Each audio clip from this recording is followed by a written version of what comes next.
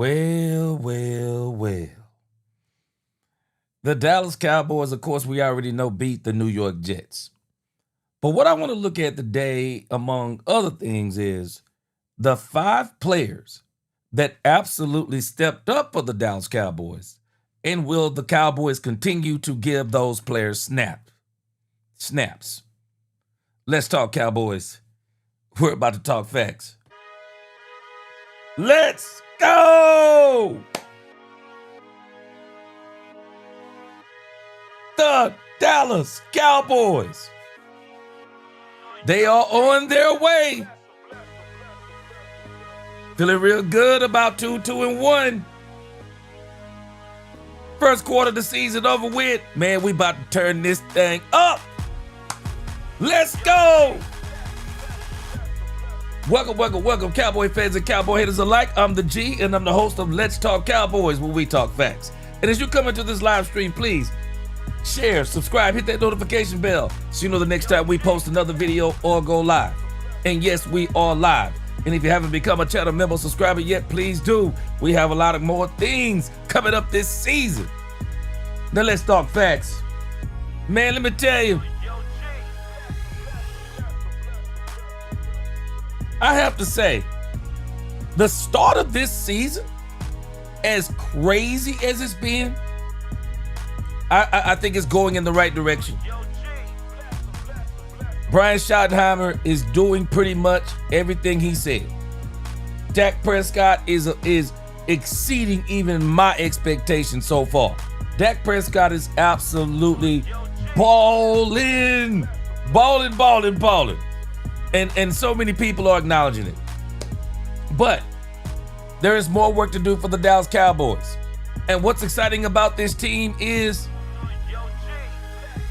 I don't even think we're at 75% of the strength yet. This team has the potential to be Super Bowl representative this year. They do. Now, let's get to what we're going to talk about today. Today, I want to talk briefly about the 5 players that stepped up for the Dallas Cowboys this week. The 5 players that stepped up for the Dallas Cowboys. I figured I'd start this a little different. Rather than starting off with the interview, we'll work our way into the interview.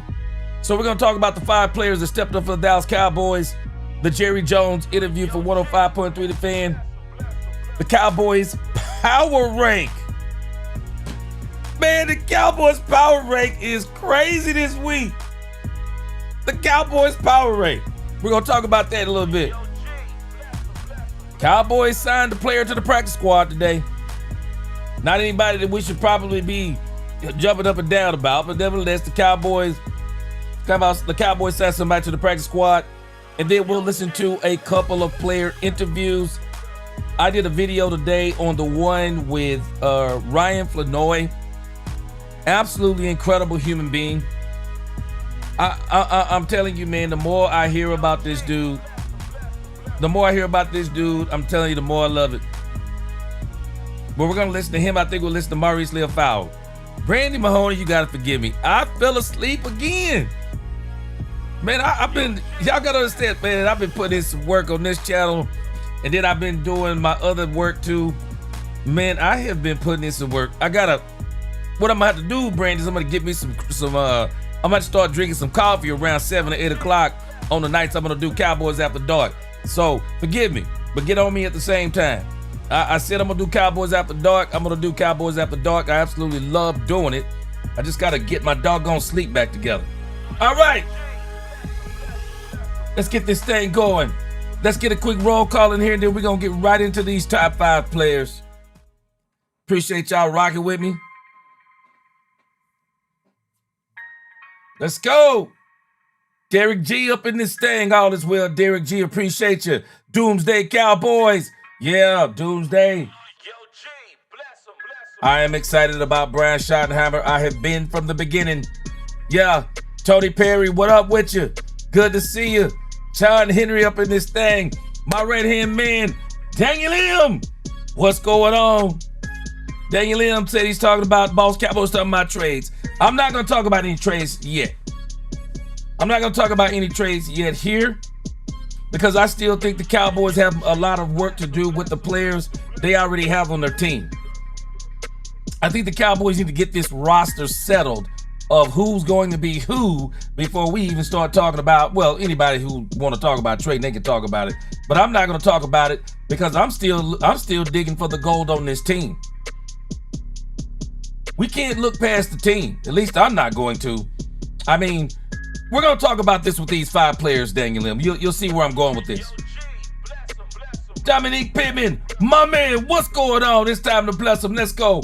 Richard Owens in the crib. What's going on? Shogun Oba, Newhouse, regulator in this thing. What's going on? Logging D, what's going on with you? Every time I see your avatar, I be wondering there's something wrong, but I love it. Blacked out. Let's go. John Jones said, what up, Chief Money? I'm going to tell you, it's a new Jack City. Let's go. Big Rombowski, man, you said the Dallas Stars. Boy, I don't do, you already know I'm not doing no hockey. LaQueen. Oh, yeah, Rico trying to talk mess. He done messed up now, though, LaQueen. They gonna make it their business to stop this man for sure. Michael Smooth, what's going on? What's going on with you? Brady Mahoney up in here. What's going on? Jamal Ism, what's going on? He said the best show on YouTube. I'm not gonna disagree. What's going on with you? Good to see you. Katharina Kiss, what's going on? Good to see you. Brandon Cup, what's up? Yeah. Hey, we're gonna let Rico talk. We're gonna do our talking on the field. Mason Barlett, what's going on? Marlon Dillard again, what's up in case I forgot? What is going on, everybody? All right. Mr. Brightside up in this thing. What's going on? Jared Thomas, number 1 Dak Prescott fan. I'm number 2. What is going on? He said Dak Prescott's played out of his mind. I agree. Justin Bradley, Ty Howard, Ronnie Dubs, what up? Terry Tatum, Mr. Get Dirty, Kevin Parrish, Willie Lewis, K. Dolphus, Fred Caesar. What's going on, everybody? Good to see everybody up in here. Hallelujah. Salute. What's going on? C-Base. He's back. What's going on, C-Base? Good to see you. All right, let's get this thing going. Cardinal Cannon, what's going on? Yeah. Oh, it's Bruce S., not Bruce Wayne. What's going on? Let's get this thing going. James Fennell, let's get this thing popping. All right. Appreciate y'all. Best chat on YouTube. Appreciate y'all. Man, hey, let's get to talking about these 5 players. So 5 players this week that stepped up. I kind of wrote these down, but I really didn't have to. Man, let me tell y'all something. We're gonna look at the box score real quick. Let's look at this. Let's look at this box score. 5 players, and you can look at the box score and look at 5 players that truly made a difference. And I'm gonna tell you something.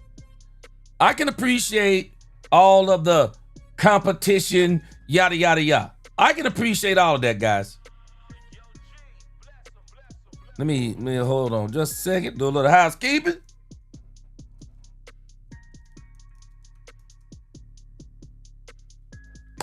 Five players that stepped up. Cowboy fans, I can appreciate Brian Schottenheimer talking about competition. But I'm going to tell you something. I'm going to tell you something strange. What improved this team in week 5? Y'all ready for this? Injuries. Injuries improved this team this week.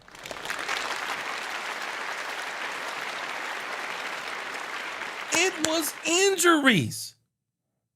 Injuries improved the team. So let me start with the first player. Now, this player, it's not because of an injury, but it's not because of injury, but this dude has been absolutely balling. And the dude who's been absolutely balling on this team, and I said it before this week, the best pass rusher on this team, hands down, has been none other than James Houston. James Houston stepped up in a huge way this week.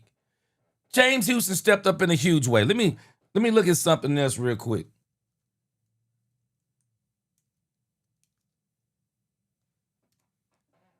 Snap counts. I want to look at the snap counts. There's a little thing. I don't know if you guys have ever seen this, but it's pretty neat. I'm gonna put it down here in the chat for y'all. It's pretty neat. It's called snap count by teams. Snap counts by team. And it'll just give you, it'll simply give you the snap count of every player on every team. And what really helped out this team, whether we realize it or not, it was the injuries. But before we get to those players, there's one player that it wasn't because of injury. It was because of his performance. And it is James Houston. Let's move over here to James Houston real quick. So this is the snap counts by the football guys. I just put that in the chat for you guys if you want to keep it in your library for information.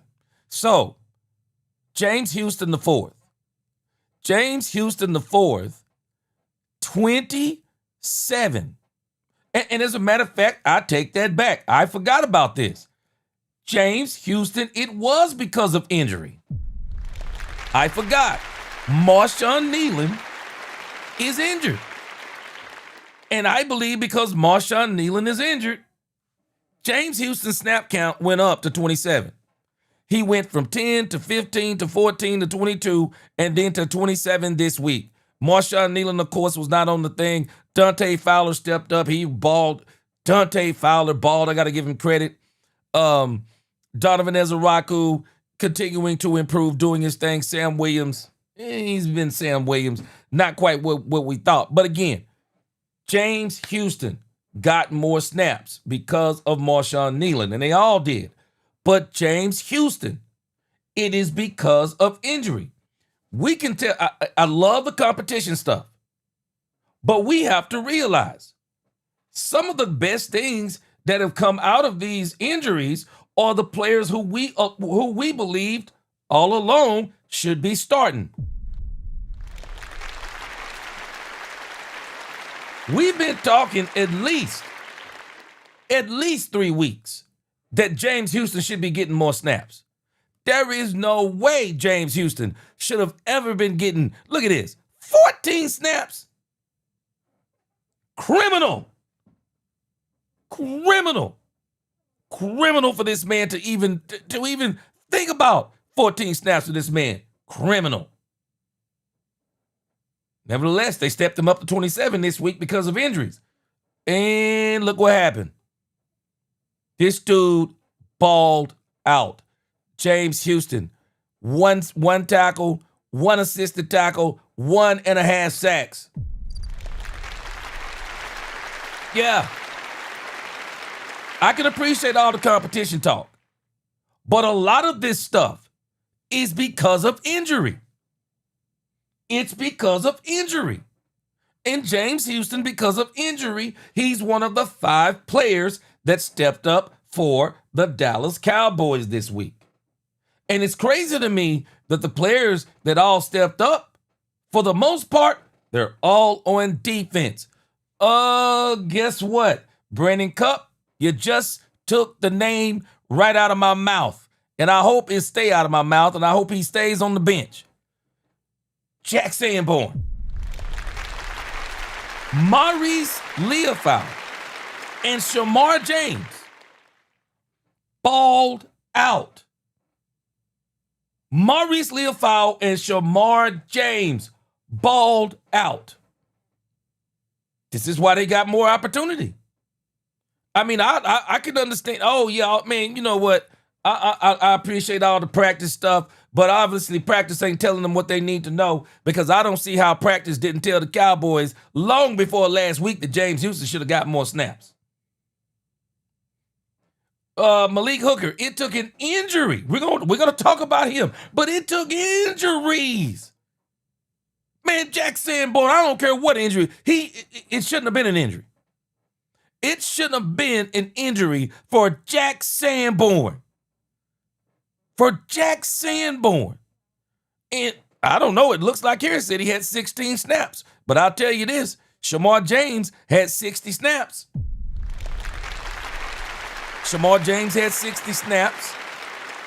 And I'm thinking maybe either Damone Clark. I didn't think Damone Clark was injured, but Damone Clark hasn't been on the field the last 2 weeks.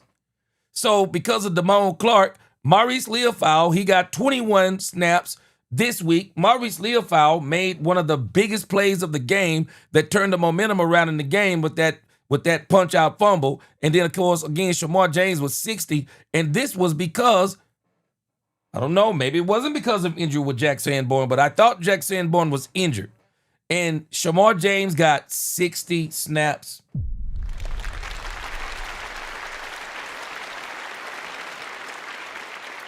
Maurice Leofau, Shamar James, and Murray. That linebacker combination is the best one they can put on the field. It's the best combination. And with Demarion Overshown, I kind of like this thing with Demarion Overshown, Shamar James, and Maurice Leofau. I think they're going to look pretty good. But these 5 players, guys, they stepped up. These 5 players. So we got James Houston, Maurice Leofau with probably one of the biggest ones of the game. Okay, I thought Sanborn was hurt already, Big Brombowski. Okay, thank you for letting me know that. I thought he was hurt already. But again, got hurt during the game. I'm not saying I'm glad he got hurt, but I'm saying because of injury, players who many of us thought already should have been starting, because of injury, they got more snaps, and they're the very players that made the difference in the game. Maurice Leofau made a huge difference in the game. I think Maurice Leofau needs more snaps. Shamar James, boy, they put a workload on him, and he paid off in spades. And so, Murray, your days are numbered when Demarion Overshown come back. We're going to see what's going to happen with that. Who knows? Maybe the Cowboys, for the trade deadline, maybe Murray will be trade bait. Maybe Murray will be trade bait, or they keep the depth on the team. We'll see how he responds to that. I mean, he's getting paid really good money, so maybe they'll keep him on. But I'm telling you, these 5 players that stepped up, a big part of it is injury. So we got James Houston. So far, we got James Houston, Maurice Leofau, and we got Shamar James. And let's think about another big one that stepped up huge on the defense. Wanye Thomas. Should have already been starting. Wanye Thomas. Wanye Thomas was great in this game. 82 snaps. 82 snaps. He played all of the defensive snaps. We only saw Marquise Bell for 8. I want to see some more Marquise Bell. But Wanye Thomas, guys, 82 snaps. So tell me this isn't crazy. So 4 players so far, they all got more snaps because of injury. And they were the difference. They were literally the difference in the Cowboys dominating this game. Let's look at one more. One more. We can't forget this guy's name, and it was on offense. And I've already said it in the video I made today, and I'm going to stick to it. But it's doggone Ryan Flanoy. It's Ryan Flanoy. Ryan Flanoy. Ryan Flanoy, of all of the 3rd wide receivers that we have watched on this team so far over 5 games, Ryan Flanoy looks head and shoulders better than all the rest. Ryan Flanoy looks better than Tolbert, Turpin. We'll see. The only one we got to see now is Jonathan Mingo. But Ryan Flanoy in one game should immediately elevate to snaps of that third wide receiver slot. And I'm telling you, Kevin Edwards was talking. He was on here the other day. Even though I like Turpin, and I think the Cowboys should be using Turpin, Turpin should not be playing as a traditional third receiver, because I'm telling us, if you look at his production on the field, Turpin's production on the field is not what you would expect with somebody with that kind of speed. And so the issue is, I understand what they're doing to a degree. You put him on the field, you put Cavante Turpin on the field, and you're just kind of like, well, people will respect his speed.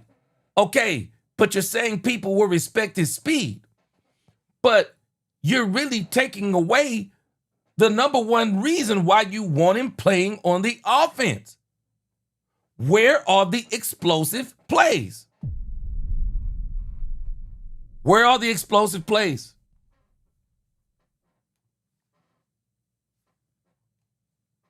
This is Cavante Turpin.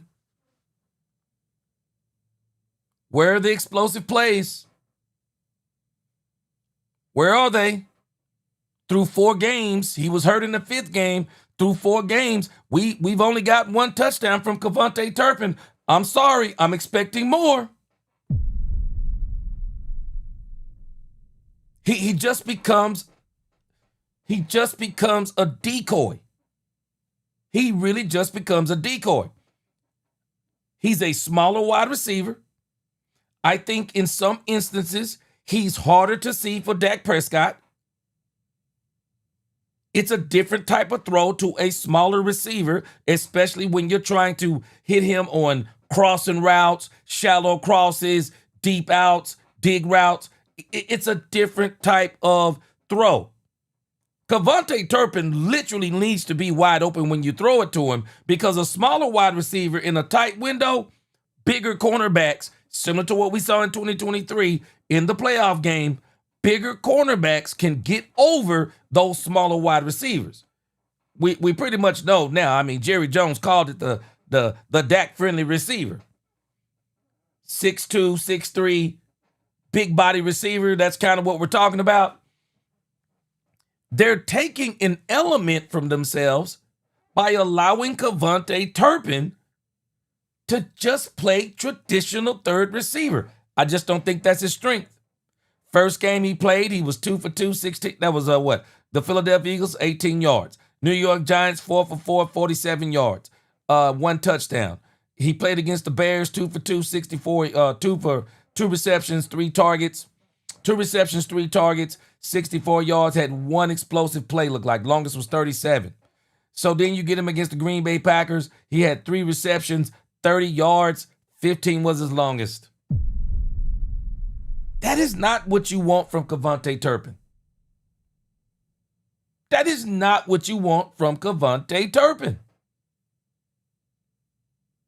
Even though we're using him, it's not like we're necessarily using him, though. But I'm saying all of this to say, this dude, Ryan Flanoy. Ryan Flanoy. This dude in 1 game, Ryan Flanoy, if I am not mistaken, this is the best performance by any of these quote-unquote third wide receivers for the Cowboys this year. This dude was balling. 6 for 114. 114. 9 targets. I think his longest was 43 yards. Ryan Flanoy is a playmaker. It's these 5 players that I find to be so astounding because of injury. I'm just saying, and I'm not trying to knock. I'm just trying to be subjective on. I'm trying to be objective on this. I'm trying to be objective on this take. But they talk about competition every single day. I can appreciate competition every single day. I can appreciate practice. You know, how you practice determines, they're saying your game time. But how is it the players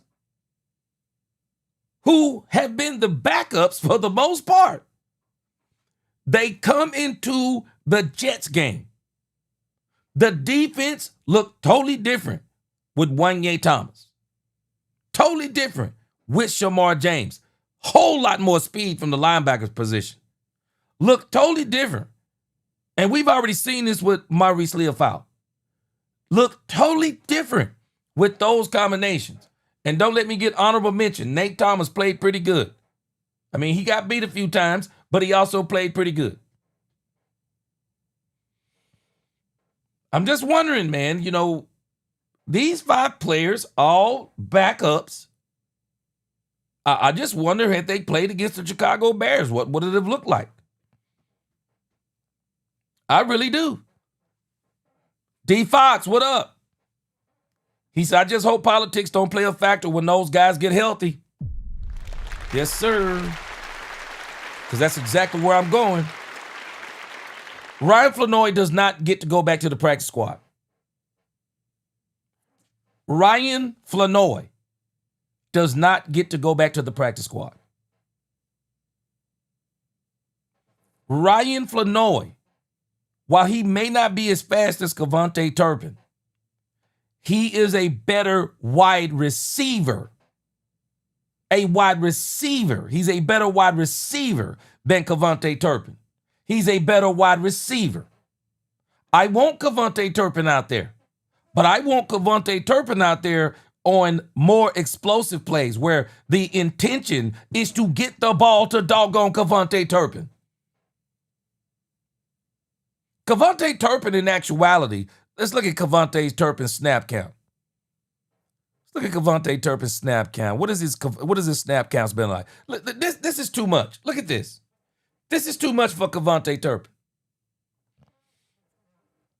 Kevontae Turpin. Week 1, it was 28 snaps. Week 2, 14 snaps.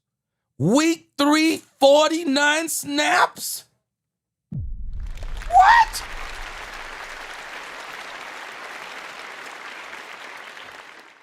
You're telling me that Kevontae Turpin, you're telling me that in week 3, Kevontae Turpin, 49 snaps? What? Week 3.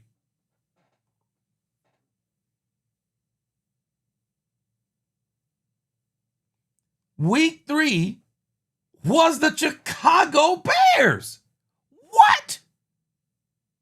You telling me Kevontae Turpin, 49 snaps? What is that? 49 snaps. 3 targets and 2 receptions?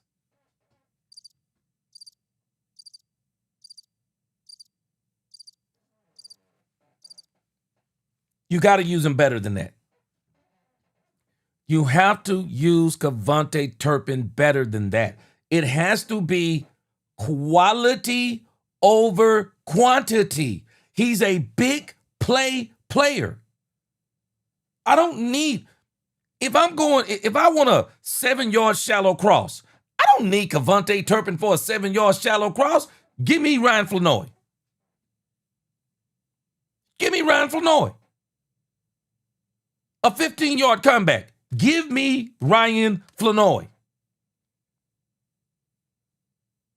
In the running game, blocking, give me Ryan Flanoy. Kevontae Turpin.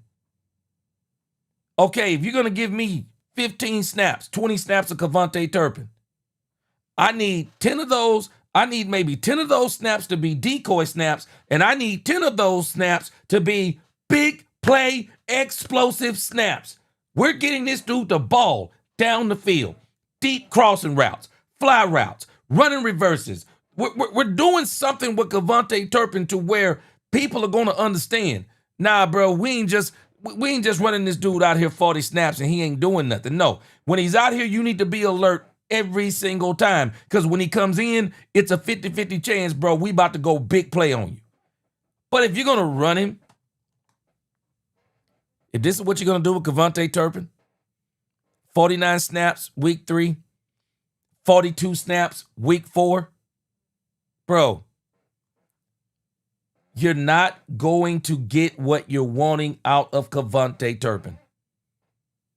You're not going to get it.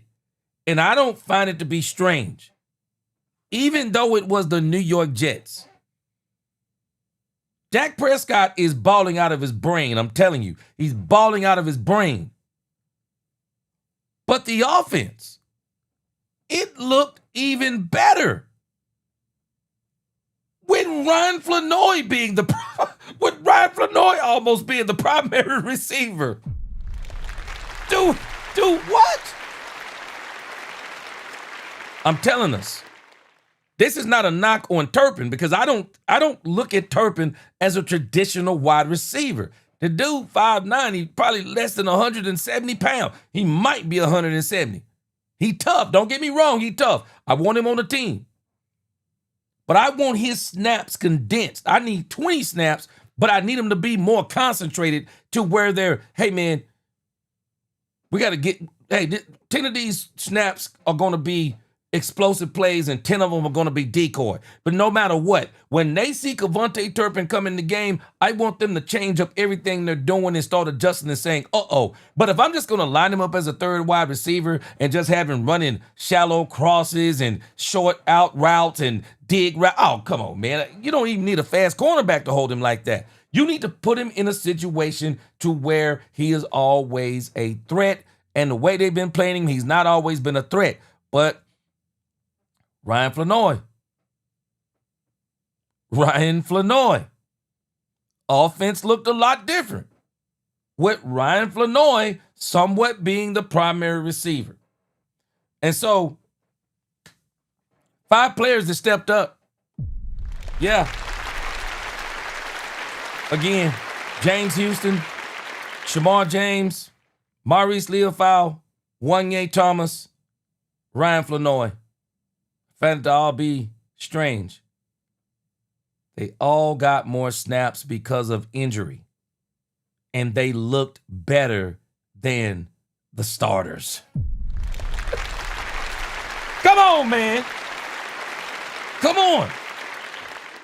It's time for this team to get out of evaluation mode. It's time to get out of evaluation mode. And I want to see some more Jaden Blue. I'm not hearing nobody talking about running backs until we get Jaden Blue acclimated for at least 2 games.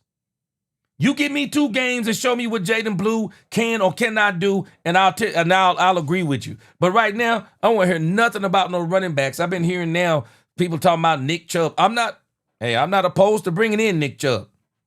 Man, you got Phil Maffa and you got Jaden Blue. Come on, man. Before we start doing all that, let's see what the Cowboys have. We don't need to be giving up no doggone draft picks. It is absolutely banana brain bonkers to me that the Cincinnati Bengals went and got Joe Flacco and gave up a 5th and a 6th? Come on, man. We don't need to do stuff like that. It's pure buffoonery. We don't need to do stuff like that. We need to keep digging on the goal that we have. Star Guardian X, I agree with you. Appreciate that super chat. Turpin needs to be returner and gadget guy. I 100% agree. 100% agree. That don't mean that he can't get snaps on offense. Cavontae Turpin don't need 49 snaps on offense. That's crazy. There's a reason why this is the production. This is the reason. Look at the production of Cavontae Turpin. 13 targets, 11 receptions, 159 yards. Come on. You got to do better than this with Cavontae Turpin. I don't call using a player just having him on the field. That ain't using a player. How about we utilize this player? Okay, how do we get, this is my thought process with Cavontae Turpin. How do we get him in space? That's all I'm thinking. Let's design plays to get Cavontae Turpin in space. Let's devise plays that gets Cavontae Turpin one-on-one.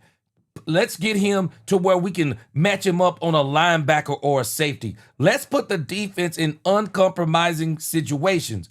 But you can't do that running him 40-plus snaps a game. Those are very specialized, concentrated plays that you do that on. And so the Cowboys have got to do better with this Cavontae Turpin thing. But again, I'm saying all of that to say the traditional wide receiver that we would definitely be better with on offense, Ryan Flanoy. Ryan Flanoy, no doubt about it. Bruce, he said Dak not forcing it to CD is why. Yep.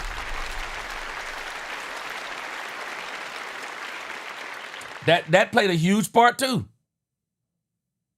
Dak, and I'm hoping with CD being out, and I hope they don't rush CD Lamb back, they should be able to handle business on the Panthers. Continue to build the chemistry with George Pickens. Also continue to build the chemistry with Ryan Flanoy. Hands down, so far, Ryan Flanoy is the best third wide receiver on this team, and it's not even close. And it's not just based on this game. If you go back and look at even the previous games, Ryan Flanoy has already been showing, no, this dude is a wide receiver. And I'm telling you, man, this dude has the potential. He could be, I truly believe, and I believe this even the first season. I said it the first season. Ryan Flanoy has the potential to be a great number 2 receiver for a team. A great number 2 receiver. And if he keeps on the trajectory that he's on, who knows? He could be a 1A for a team. Man, Ryan Flanoy is building a case that he's one of the best receivers in this doggone league. He's building a case as far as potential goes. The ceiling on Ryan Flanoy looks incredible.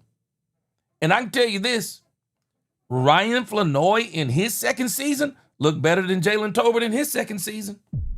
And that's not a knock on Jalen Tolbert. Two things can be true. Jalen Tolbert can be a good receiver, and Ryan Flanoy can just be better. That's not a knock on Turpin. No, Ryan Flanoy is a very good wide receiver, worked out with one of the best wide receivers to ever play this game, one of the best, Chris Carter. Chris Carter. Put some respect on that man's name. I'm not a fan of his commentating in his sports takes, but when it came to playing wide receiver, the dude could play.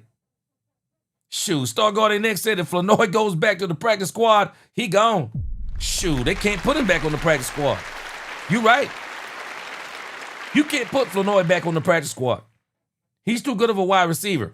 There are teams out there right now, I bet you they saw Flanoy in that game and said, he better than what we have, and probably number 2.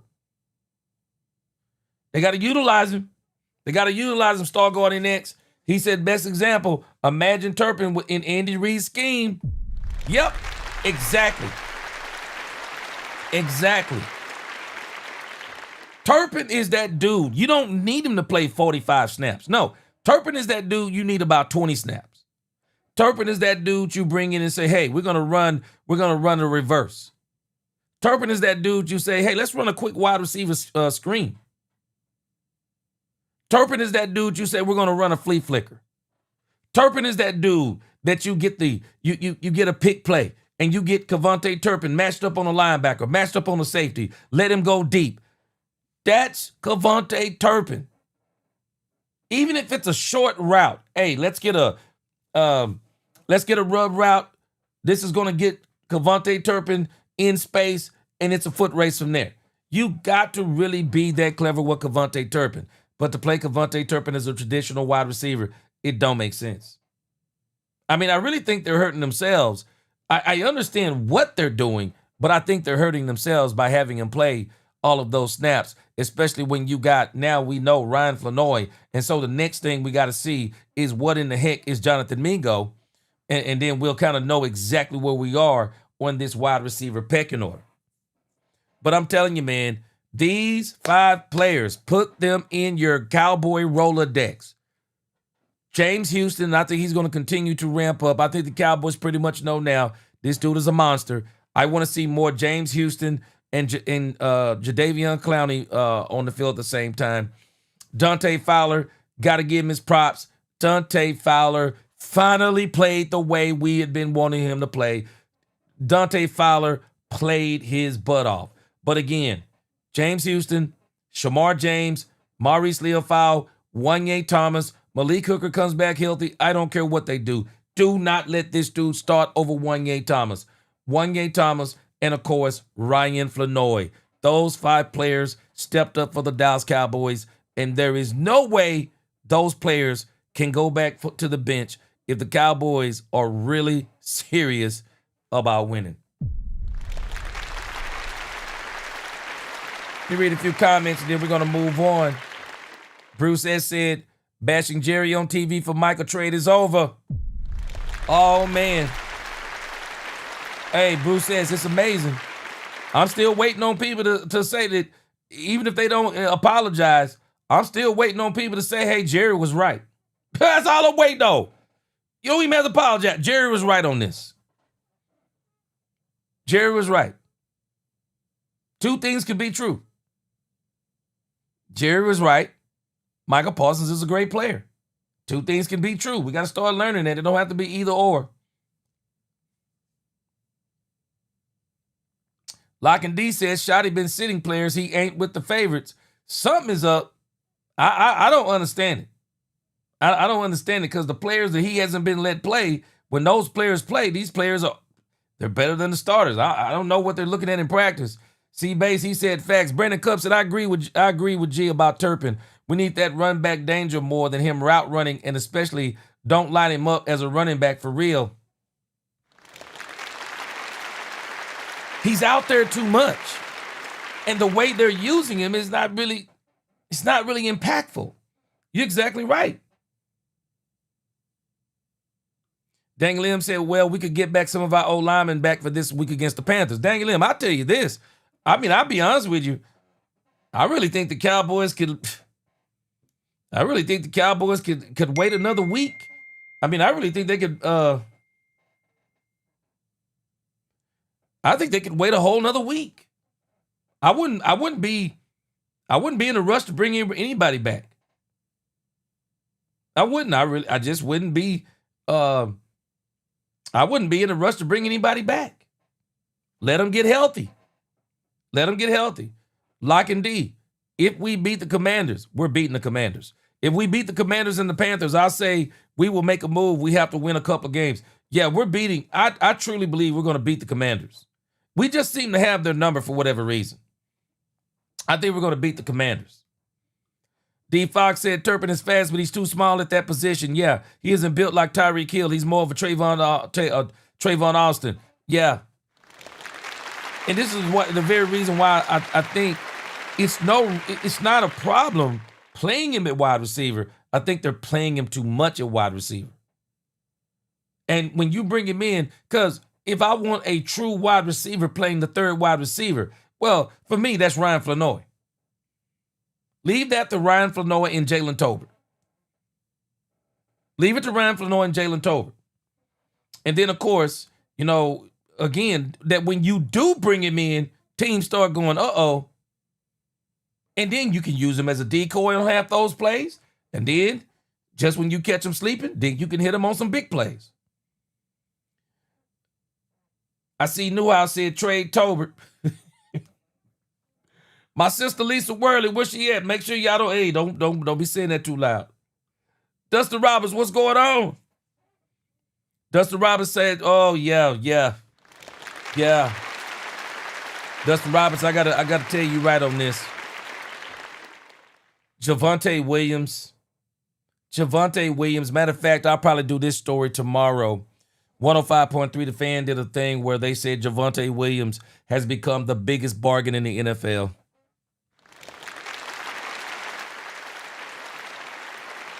The Cowboys got a monster running back they got a monster running back for a Snickers bar. Man. Boy, it is amazing. It is amazing that the Cowboys got this dude for that price. And so, yeah, I agree. Yeah, I definitely agree. Hold on a second. Let me do some housekeeping here. Javonte Williams, though, they got this dude. They need to sign this dude to a big. I'm not even saying to a big time deal, but definitely they need to give him a pretty good deal because this dude has earned. He has definitely earned. He has definitely earned that. He's definitely earned that contract. I'm sorry, I'm trying to do two things at once.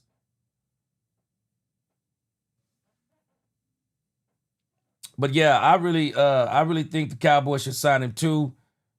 And who was the other one you said signed Javonte Williams? Signed Javonte. Oh, yeah, George Pickens. Yeah. Now, George Pickens, that's going to be a whole different ball game right there. Because that man, George Pickens, boy, woo. Boy, they going to have to.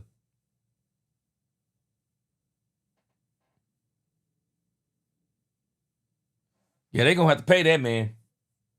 Yeah, they're going to have to pay George Pickens, especially when I think the franchise tag is somewhere about $25 to $28 million. So with it being like that, that'll probably mean the Cowboys won't. That'll probably mean that George Pickens won't even. He won't even take a deal that's less than $25, $28 million a year. Junior, what up with you? He said, don't sleep on the Panthers. They're not the Jets.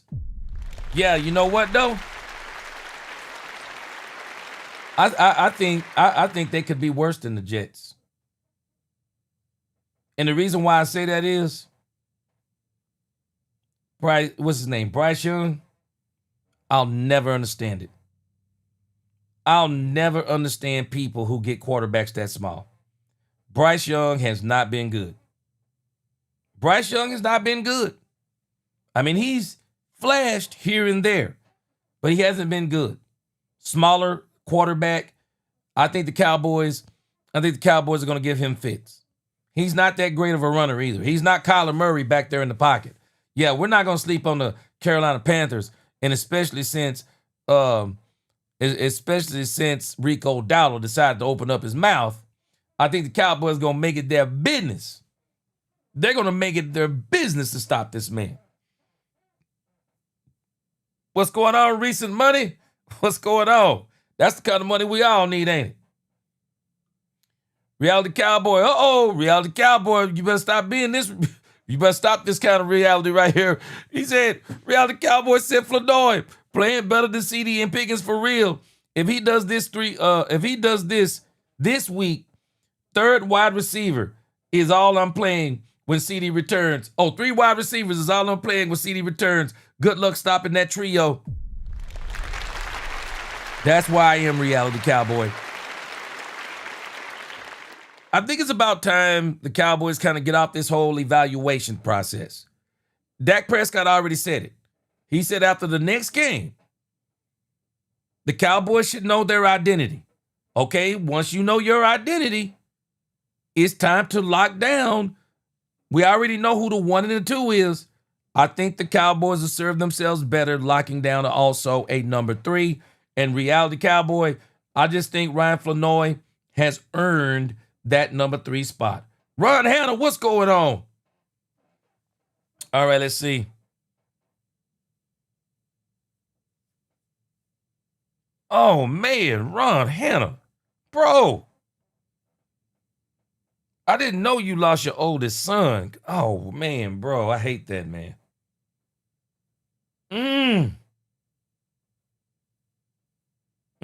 Prayers for you, Ron Hanna.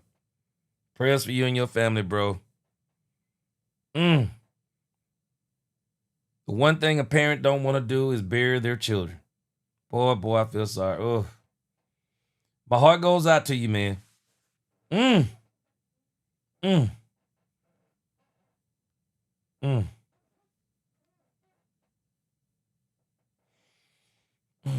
Give me a moment of silence in there, boy. You got me with that one, boy. That's tough. That's tough.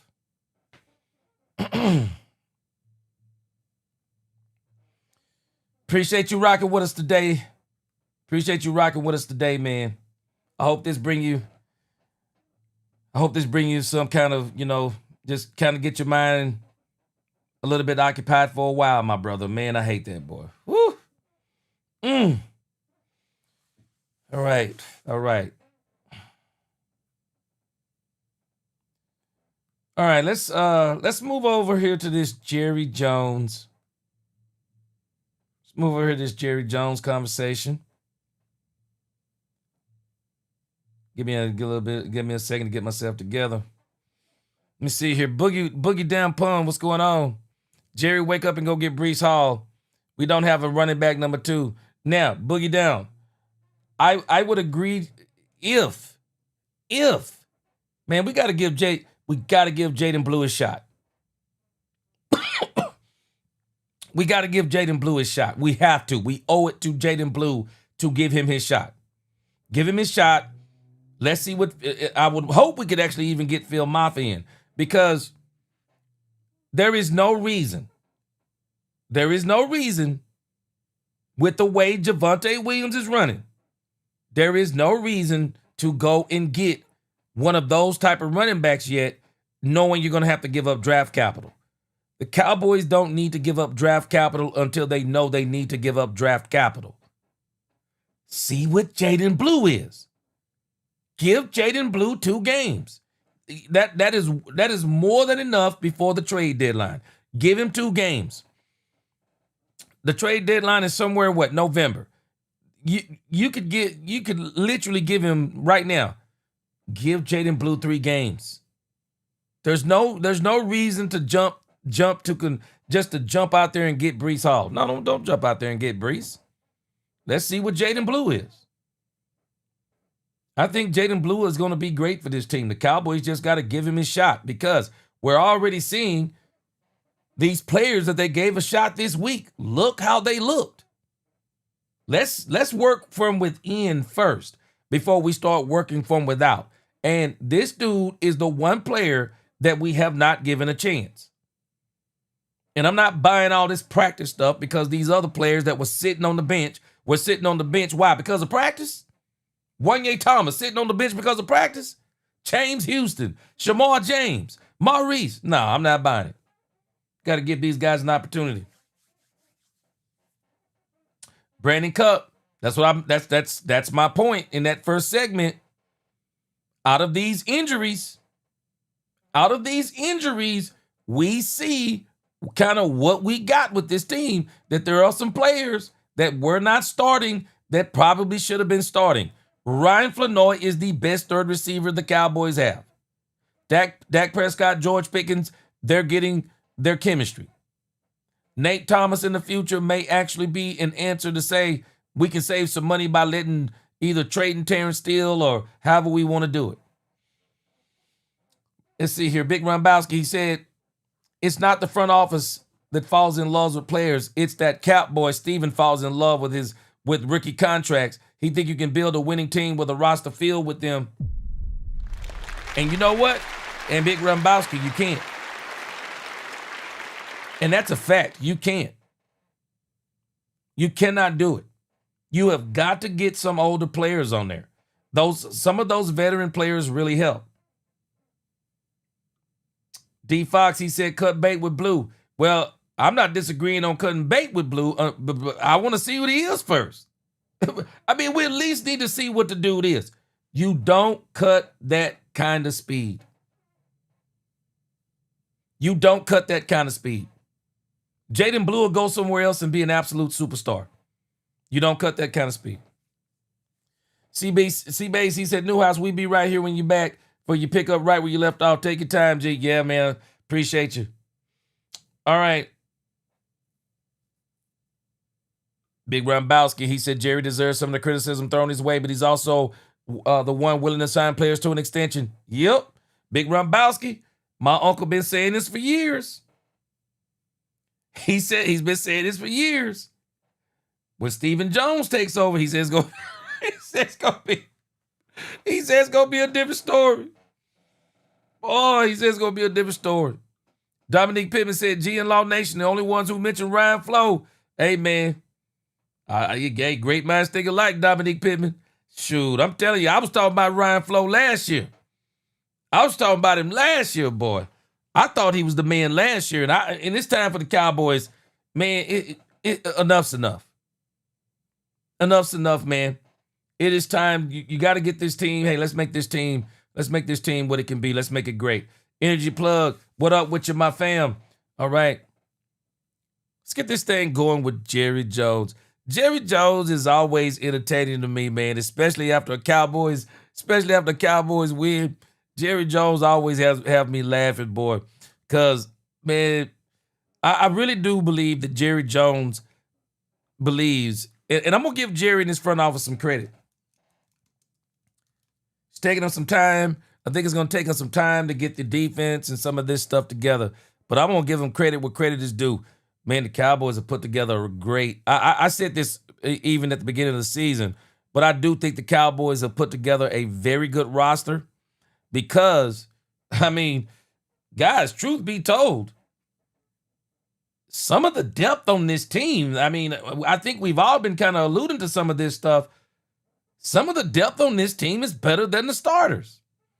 And since we've had these injuries, we're getting a great opportunity to see some of these players and some of this depth they put on this team, the Solomon Thomases of the world, the draft with Shamar James. Of course, they also drafted Maurice Leafau. I mean, Sanborn should be a backup now at best. Damone Clark, I don't know what's going on with him. 0 snaps over the last couple of weeks. Damone Clark could actually be traded. So we'll see what's happening. But the Cowboys have put together a pretty good roster overall and still got some more to come. We'll just see what it looks like. But let's check out some of this. It's not that long of an interview. So let's laugh at Jerry Jones a little bit. And some of the stuff Jerry Jones, he talks some good football from time to time too. But I think from what I heard, Jerry Jones may be talking about some going out there in free agency. But let's check it out.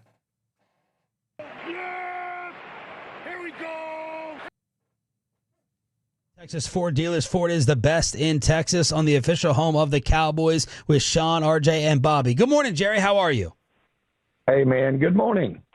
Jerry, after the game, you made a point to say this was a total team win led by our coaching. Can you just elaborate that a little bit more on that a little bit more with the way y'all got it done in New York with the entire roster and your coaches?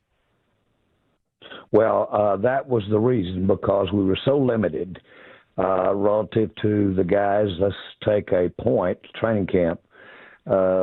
We have never been that shorthanded in my time with the Cowboys when we were playing anyone relative to what we had thought would be out there. And so those coaches really had to prepare. They knew that. They knew that all week. The players prepared in a way that allowed them to really step up. And, of course, we keep referring to them as our depth. But the way some of them played, they shouldn't be couched as depth. They played that well. And so it was unquestionably the coaching that, in my mind, was the overriding reason that we played as well with the situation we were in. And it also bodes well for how defensively we're evolving into executing that scheme better. And so there were a lot of things there, including the score, that made it great for us to play it like we did. Jerry, in the past, it's felt like if even one offensive lineman went down, everybody was just kind of on eggshells, like hoping there wouldn't be disaster there. So to have 4 out of 5 down and still play at that level, what does that say about your personnel department, identifying these players, the way these young players step up, your assistant coaches underneath that? What does that say about the entire team effort of the organization getting those guys ready? Now, let me pause for a second here. Dak Prescott also helped that offensive line. Dak Prescott is playing so confident. Dak Prescott is throwing in tight windows. Dak Prescott knows exactly almost where he wants to go with the ball. Dak Prescott is getting the ball out of his hands. That helps an offensive line. They don't have to sit there and block for 4 Mississippi, 5 Mississippi, 6 Mississippi. Man, by 3 Mississippi, man, Dak Prescott already got this ball out of there. The way Dak Prescott is manipulating defenses with his eyes. The way he's moving around so subtly in the pocket, stepping up, sidestepping, taking hits, throwing the ball. Dak Prescott has also been helping out the offensive line. So we're not going to sit here and act like they just, they did a great job. But a big part of that is Dak Prescott has been doing exactly what he's supposed to do. I mean, Dak Prescott is playing elite quarterback right now. So that is also helping out this Dallas Cowboys. That's helping out this Dallas Cowboys offensive line. It says more about, in my mind, how they were prepared to play. As you know, the offensive line is a team within a team. And so for that team to come out and execute against a pretty credible defensive front, that again, I'm going to go, they were prepared. They played within the limitations they were dealing with, and they stayed within those limitations, and those guys really played well. Penalties alone, to have that kind of game and not have any more penalties than they had with the makeup of the offensive line was just phenomenal. Jerry, when you see that, and you got 4 guys down and 4 new ones on the O-line, and you see them play this well, does it cross your mind to maybe make some changes to the starting? Cowboys going to have a hard time keeping Brock Hoffman. I said it when Brock Hoffman played. I'm telling you, Brock Hoffman is the kind of player you want on your team. This dude is a dog, man. Cowboys going to have a problem keeping Brock Hoffman. I think they're going to have a problem keeping TJ Bass once his contract comes up. Man, those 2 guys are really good. And we'll see what they do with the rest. But, man, I can already hear the question that he's already about to go into. But, again, I'm saying, when you look at the players that have played over the last couple of weeks because or due to injury, I got to question what they're seeing in practice that those players were not already starting. Ryan Flanoy, for me, even before that game, I'm like, man, Ryan Flanoy probably should have been starting even before that game. I don't think you need to be playing musical chairs with your third quarterback. I think it's okay to get some other guys in there from time to time, but I just don't think that's something you should be playing musical chairs with. Man, get those 3 guys in there and get those guys and just let them keep going. And just work those other guys in other kinds of ways. But Cowboys need to look at putting their best players on the field going forward. And I still say I want to see Marquise Bell in place of Donovan Wilson. Rotation moving forward? Well, you need competition. You hear it a lot. You say, well, in pro football, you have a very limited as to the depth that you can have because of a lot of the way pro football is structured. It's easy to basically say, look, we don't have to go that hard in every way, whether it's financially or otherwise, because we can just plug them in, down the line guys in. That's an oversimplification. That's going too far because there is a difference in how you play with some of your top linemen, but still, it's an indication, builds confidence. When you can go out and compete and win in those circumstances, you build confidence, especially in your coaching, through the eyes of the players. And like I said, I hope it's the case with our fans as well. Jerry Jones joined us here at 105 through the Fan. First several weeks, a lot of big plays allowed by the pass defense. Also, not a lot of pressure generated by the front. Which did you come away feeling better about in this game? Because you didn't allow any big-time passes. You did get a ton of pressure. Which do you feel better about moving forward? Well, the pressure was impressive. The sacks were impressive. The games, stunts games, if you will, some of the ways that we got open, got to the quarterback really was impressive. All of that was thumbs up. There's degrees of that, but the fact that we've got players that are executing and doing what they're bringing to the game is what they really worked on at practice.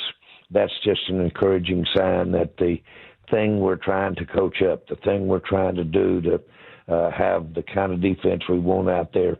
That's getting to the point where we're executing at, not making mistakes in the game. So it really bodes well for the future for us, in my mind. Cowboys owner and general. Now, skirt. Let's pump the brakes just a little bit. It was the New York Jets. They are 0-5.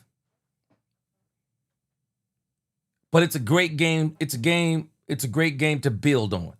And I think the Cowboys should be looking at this to build on. We need to see like 3 or 4 games of this from the defense before we just jump to the huge conclusion of how much the defense has improved. It improved. The question now is how much? How much? And so I think the Carolina Panthers is going to help us to see that. But I think the true test will be the Arizona Cardinals and the Washington Commanders. Those are the 2 games that are going to truly show us where we are. But again, something to build on. But let's not jump to too many conclusions on the defense yet. I for one, while I enjoyed beating the brakes off of the New York Jets, I want to see some consistency on this and see if we can get it and continue to keep it going. Quasi Blake, he said facts on a comment I made earlier. Daniel M., this is kind of where I am. I like this.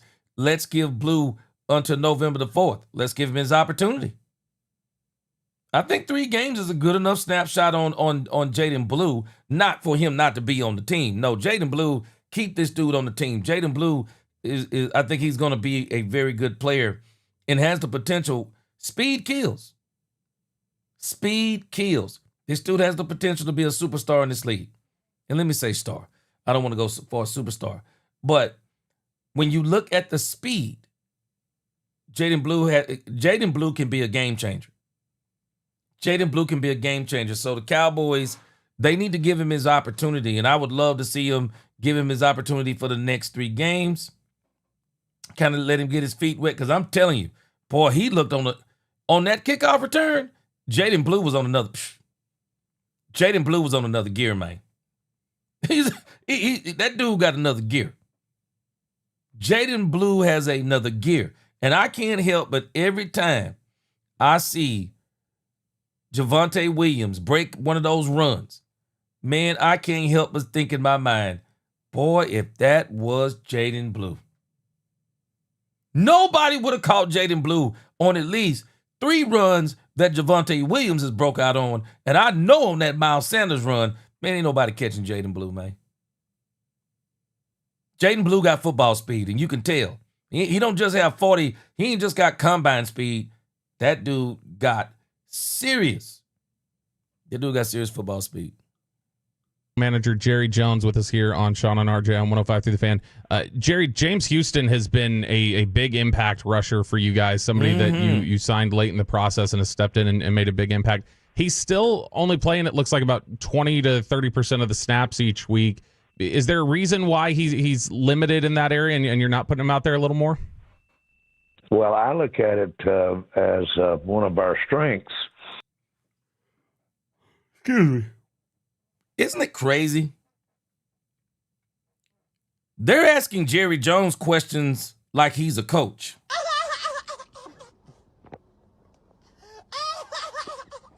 Am I the only one that found this to be strange? They're asking Jerry Jones questions like he's a coach. Who asked a GM about y'all putting players out there on the field?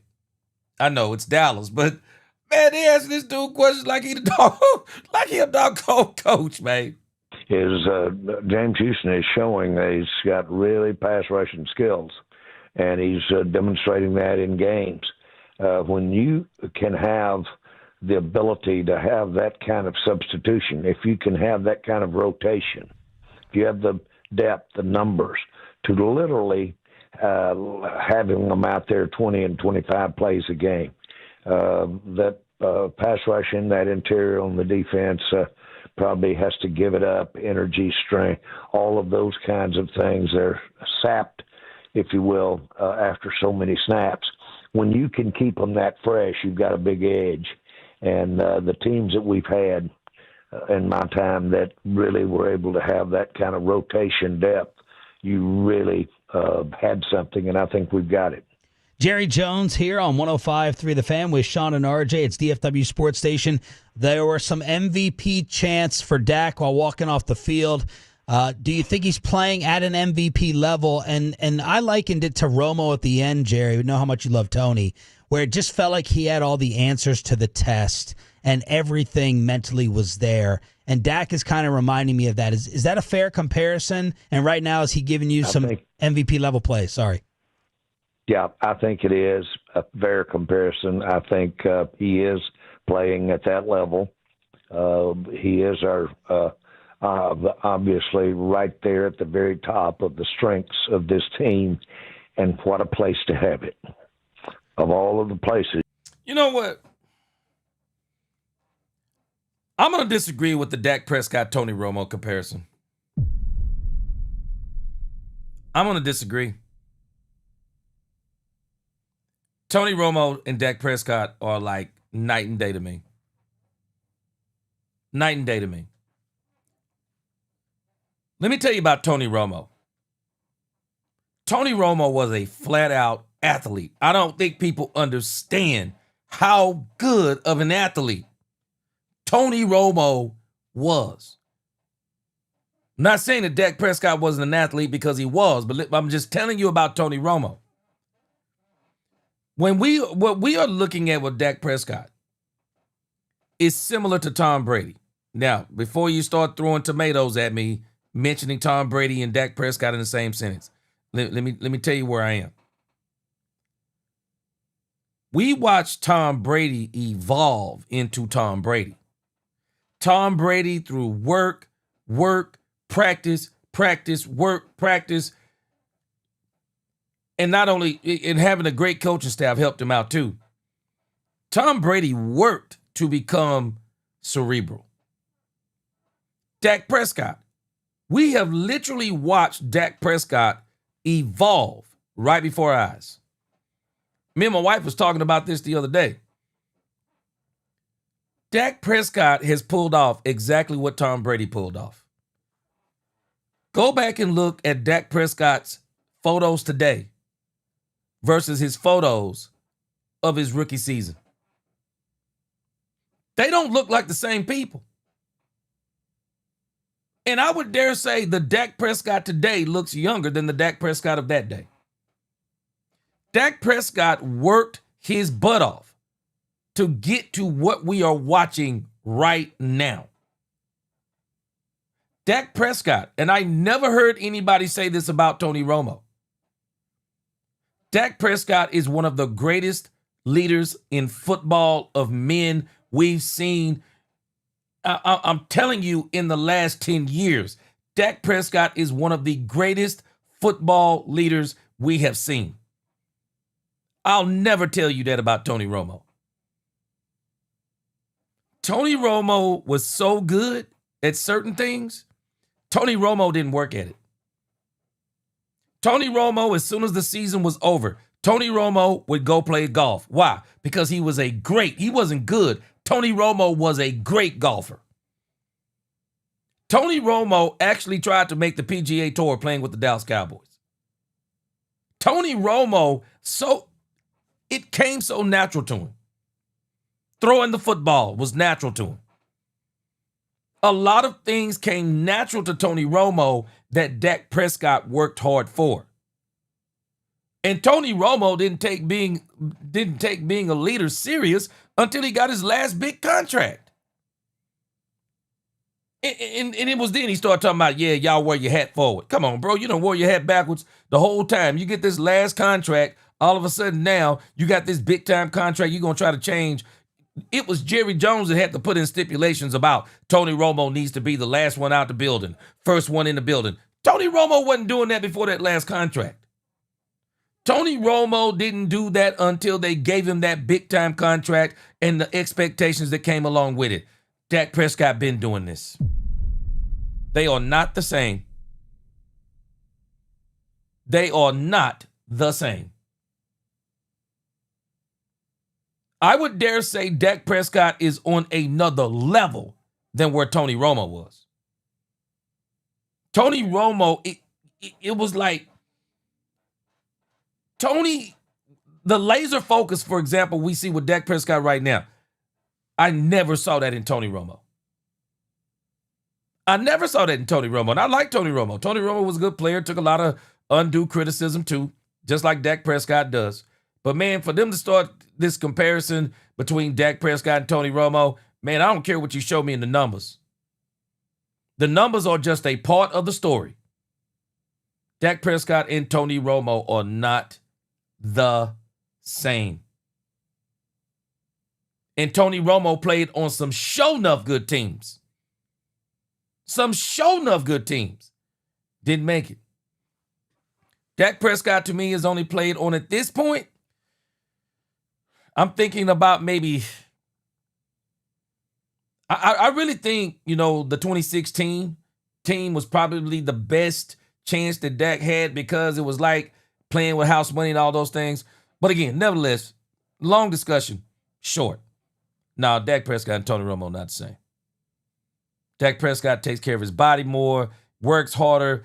I mean, it's just night and day. I don't even get where people are going with this comparison. You could have it going well for you. That would be the one you would pick to give you a chance to be in the playoffs. And so if we can continue that and improve a lot around him throughout not only on the offensive side of the ball, but the defensive side of the ball. Look, I played was absent his best receivers, or absent what we thought were his best receivers. What up, Poobie D? For him to step in and make that kind of adjustment, what up, Buddha? Does give you the kind of secure feeling about going forward that you want to have at that position. And you can build around that. And it's a part of the team that when you feel good about it, get double whammy in terms of confidence. Jerry, you guys are number 4 in the NFL right now in points on offense, number 1 in yards. Considering all the injuries that you guys have sustained, is there still another level that you think the offense can reach? Well, I think this. I think we're playing well, and but I do think because it is I do too. Where we are in the season, we can play better. Cowboys offense can play better. We recognize that the other And that's teams scary. have a chance to get better, and we understand as much as anybody can attrition or injury because we dealt with it this weekend. I think that absent really the injuries going against you more, I really think the sound logic is that we're going to get better. And yes, I think we can get better at quarterback because we can get better at the supporting cast around him. We can as you hear the term complementary football, we can be better and stronger over on the defensive side of the ball.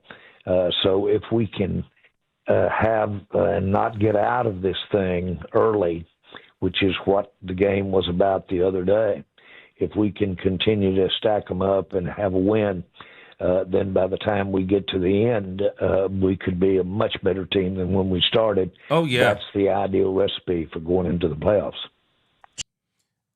I don't think Dak Prescott has ever played since he's been with the Cowboys. When you look at these weapons Dak Prescott has, boy, I just think they're scratching the surface right now. I think they're just scratching the surface.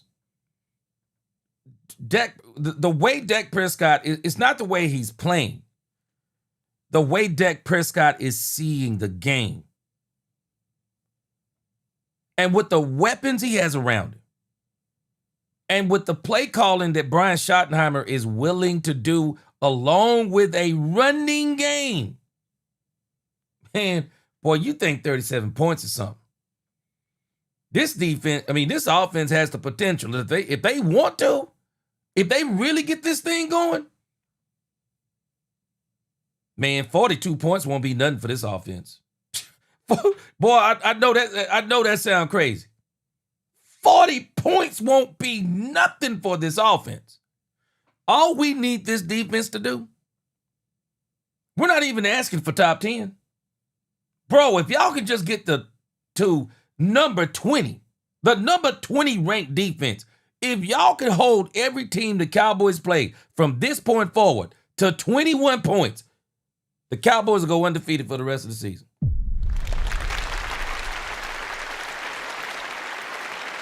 There are not many teams that are going to be able to hold this team below 21 points. I'm telling you, I said it before, I'm going to say it again.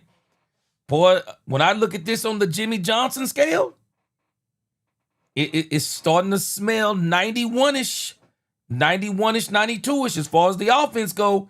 We just got to get the defense turned up.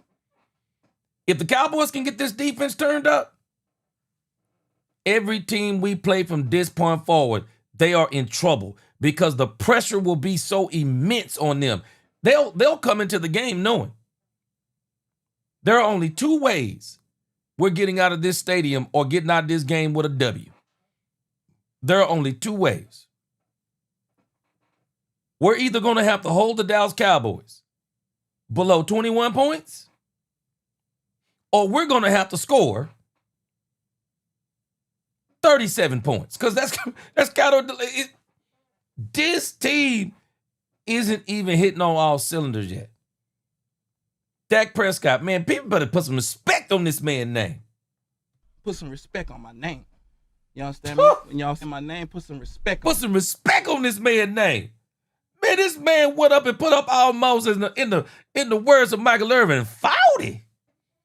This man put up 37 points with 3 replacement offensive linemen. 3. Was it 3, 4? Ron Flanoy, 4th man on the depth chart. This man came in, I don't care who it is. It would be one thing if the Cowboys were full strength and they put up 37 points on the Jets. But to put up 37 points on the Jets and you missing 5 players on offense? Shoot. Boy, people better put some respect on Dak Prescott's name. They better put some respect on Dak Prescott's name. What this dude is doing is incredible. Shoot, they can get better. That's the scary part. They can get better. Boy. Jerry, did you get some Miles Austin breakout game vibes from Ryan Flanoy? Sure did. He's, he's really shown at times his just sheer natural instincts. And boy, did they show up real good on a couple of those plays. But he's a receiver that his unique skills of just something you can't coach. It's been there, and of course he's got great size. And this will do wonders for him. It'll do wonders for the confidence of everybody around him. It was good to see, and we needed it. He's a great addition to what our options are out there at receiver. Jerry, there was a little bit of tough love for Trayvon Diggs a couple weeks ago. How do you feel about the way he's responded?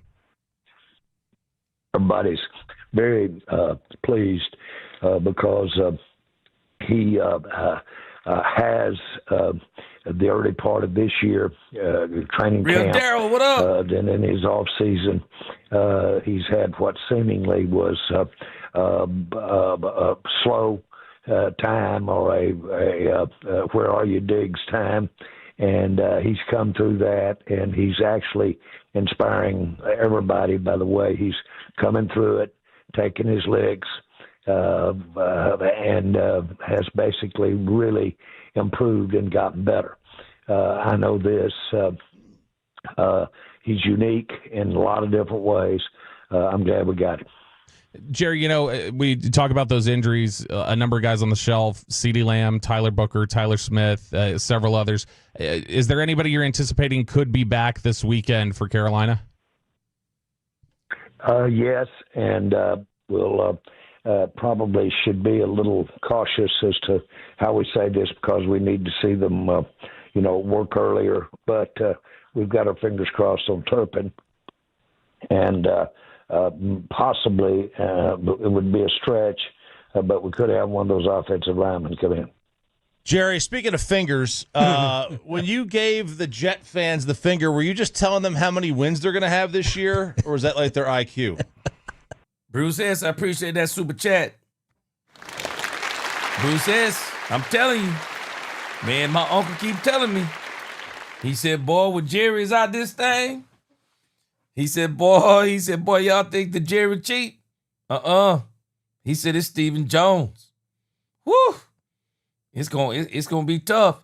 Again, Bruce says, yep, everybody hey, Jerry gonna be one of them dudes. They gonna miss him when he gone. They gonna miss Jerry when he gone, for sure.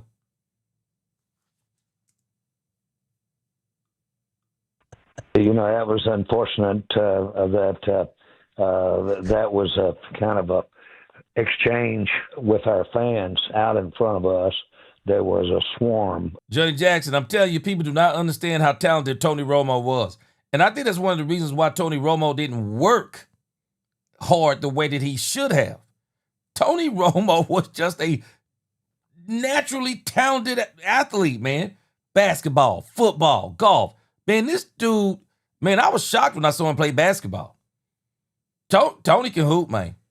Tony is just an athlete. Dak Prescott had to work hard at being the quarterback that we're watching right now, because Dak Prescott in college, that was not his game. Man, Dak Prescott was a running monster. It's not that he couldn't throw the ball, but he was definitely a runner. Of Cowboy fans out in front, not Jet fans, Cowboy fans. And the entire stadium was brimming with the enthusiasm of Cowboys, and certainly late in the game. And that was inadvertent on my part, because that was right after we'd made our last touchdown. Yes, sir, Robert Dudley. And we were all excited about it. There wasn't any antagonistic issue or anything like that. I just put up the wrong show on the hand, but that was inadvertently done. And I'm not kidding. It was, if you want to call it accidental, you can call it accidental, but it got straightened around pretty quick. I've had a chance to look at it. It got straightened around pretty quick, but the intention was thumbs up. Ice Cold Cowboy, then, what up? Basically pointing at our fans, because everybody was jumping up and down excited. Jerry Jones right here on 105 through the Fan. Jerry, you saw what Rico Dowdle did. You know him very well. He said, you guys need to buckle up. Schottenheimer responded yesterday and said, consider us buckled. Just talk about the running back evaluation of the offseason. I heard you Friday with KNC and how you guys came about with the Javonte evaluation. Man, let me tell you something. Rico Dowdle is in his feelings because Rico Dowdle did not want the Cowboys to let him go. And I made a comment earlier. I said, I really think the Cowboys could have kept Rico Dowdle. I don't know if I'm necessarily changing it, but Javonte Williams is really a different type of running back. I think that I was saying this last year about Rico Dowdle. Rico Dowdle could have ran for a whole lot of more yards than he ran for the Cowboys. They just wouldn't give him the doggone ball. There were games that I believe the Cowboys could have won had they led those games off with allowing Rico Dowdle to establish the run, similar to what we're watching Brian Schottenheimer do. Rico Dowdle and Javonte Williams, to me, they're two different types of backs. Javonte Williams is just a violent running back, man. I mean, this dude runs violently. He's not built to run. Javonte Williams, to me, ain't built to run a run past 25 yards, even though he's broken like 3 of them past 25 yards. That's just not his game. I mean, he's that 5, 10, 15, 20-yard running back, those hard yards, knocking guys around. But he needs a complimentary back. Because after you beat a team up with this dude, now you need a dude, and we've been talking about Jaden Blue in the chat. And again, I'm telling us, we can't write Jaden Blue off. That's way too quick. We don't need to be, I don't even understand why we're trying to write Jaden Blue off. We got to see what he is. He can be the yang to the yin. Speed kills. Stop trying to run Jaden Blue between the tackles. You can't run Jaden Blue the same way you run Javonte Williams. Jaden Blue, you need to be getting him out there in space. Get him on the edges. Get him on the sweeps. Get him on the screens. Let him get in space, similar to how you would do Kevontae Turpin. The Cowboys got to use this dude better. We can't just throw him out there and try to get him to run the same runs that Javonte Williams run and then say, yeah, man, he ain't Javonte, he ain't good enough. Well, no, it's not he's not good enough. He's just not Javonte Williams. That wasn't even his role in college. If you truly scouted Jaden Blue, you already know he's not Javonte Williams. Jaden Blue is exactly what you got him for. He is the 2 in the 1-2 punch. Or if you want him to be the 1, then you got to understand that you're probably not going to be running between the tackles as much as you would with Javonte Williams. But he's the 2 in the 1-2 punch. Javonte Williams between the tackles.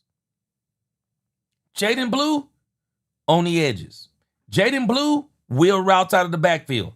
Jaden Blue is that running back. And I'm telling you, some of these plays I've watched Javonte Williams get. In my mind, I'm going, boy, if that was Jaden Blue, if that was Jaden Blue, no one's catching him. No one's catching him. So we gotta give this dude Jaden Blue his opportunity. And I think once we give him his opportunity way before the trade deadline. And then if you feel like you need another running back, then I'll tell you this much though. I don't think the Cowboys should be giving up no doggone second and third round pick. So that's another part we got to understand too. There ain't a running back out there that anybody's going to be willing to trade that's worth a number 1, a 2, or a 3. And I don't even think we got a 3, do we? Can't remember. I don't think we have a 3. But I'm not giving up no number 1 for no running back out there. I'm not giving up no number 2 for any running back out there that would be available. So I really don't know what we're talking about on this running back situation. Because Breece Hall, ain't no way I'm giving him no second round draft pick. He that good, he wouldn't be leaving the Jets, because even when you think about teams, I don't understand the mindset when people look at teams and say, yeah, they're 1-4, they're 1-5, or they're 2-6. They're going to have a fire sale. Why would they? Why would they want to get rid of good players on their team? Because they're going to have to go and replace the said player next season. Why would they do that? That don't make sense. The only way, if you're a team that you're saying, okay, we're no good and we're going to have a fire sale, the only players I'm doing that for are expensive players. Why would we want someone else's expensive players and then having to sign them for long-term deals or get them on 1-year rentals? None of it makes sense. The Cowboys need to see what they have. See exactly what they have in Jaden Blue. I would even hope they could get Phil Maffa out there on the field. See what you got in those two. And if you can do it between those 3, do it. Javonte Williams and Phil Maffa, to me, are probably similar type runners. I would use Phil Maffa. Let's see what he is. The dude was an absolute beast in college. Played hurt his last season in college. Had he not been hurt, he'd probably been higher, would have went up higher in the draft. We want to run away from the team before we even know what the doggone team is, especially in the running back situation. If there is anything, if I'm the Cowboys, if there's any place I'm truly going to make improvements on this team, the reality is the offense is the last of my worries. The offense is the last of my worries. They're putting up 37 points without even having a full offense out there on the field. I'm not worried about them. The weakness of this team is the defense. If I'm making any moves at the trade deadline, if I'm the Cowboys, it's all defense. The only thing I'm working on is my defense, because I think we have inside of the building, I think we already have the running game. Javonte Williams already doing it. All we need is just somebody to be the complimentary back. And that back, I believe, is with the Dallas Cowboys, and he is Jaden Blue. And we still got Phil Maffa. Give him a chance also. I am not putting anything into this offense go out there and continue to improve this defense. Because I'm telling you now, if the Cowboys could get this defense to a top 10 defense, Super Bowl, book it. When your offense can put up 40 points, you get to a top 10 defense, you're talking Super Bowl contender. So running game, fine. We just need to see what Jaden Blue is, see what Phil Moff is. And if anything, if the trade deadline from the Cowboys, I'm working defense. I'm not even worried about the offense. Them boys ain't even on full. They ain't even running on full cylinders, all 8 cylinders yet. Miles Sanders, but letting Rico go and then bringing in the backs that you did, just kind of reflect a little bit on Rico the player and y'all's decision in the offseason at running back. Well, it shouldn't be negative about Rico. Well, I don't think that you'd find anybody that didn't think Rico is a top back in the NFL. And I've always thought he really was a unique player. He's a very explosive player, use that word, violent player. And we got really good production out of Rico, more than he had because he had always battled injury. Yeah. And he's a good back, make no mistake about it. Yeah. And he got a big offer to go. We felt that the backs that were potentially available to us at the time he signed with Carolina, we thought we had a chance to get a back, and of course we did in Williams. But we thought we had a chance to address that, and we did. And I don't wish him well out here against us Sunday, but I will tell you this, I wish him well. He was always one of my favorite backs. Jerry, last one for you here. You know, in regards to trades, you've typically said that you wait for the phone to ring instead of picking it up and making the call. But when you see some of these encouraging signs from your team and the way they perform out there, does it tempt you at all to be the one picking up the phone to go get another piece? Well, I think that's constant. I think that old sign out, open for business, is there. And I think that we are continually looking. As we go on into this season, teams will position themselves where they basically feel like less of a contender because of the losses or because of circumstance on their team. That's when you'll see sometimes some better players that are available because the team has decided to start redoing some things on their salary cap structure, for instance. Exactly. There's opportunity there. And that's when you start getting those calls. And yes, we're in a position to improve our team if we get an opportunity to. Jerry, that was the last football question. Mine has to do with kind of. Yeah, I appreciate that on Jerry Jones. Pretty good interview from Jerry Jones.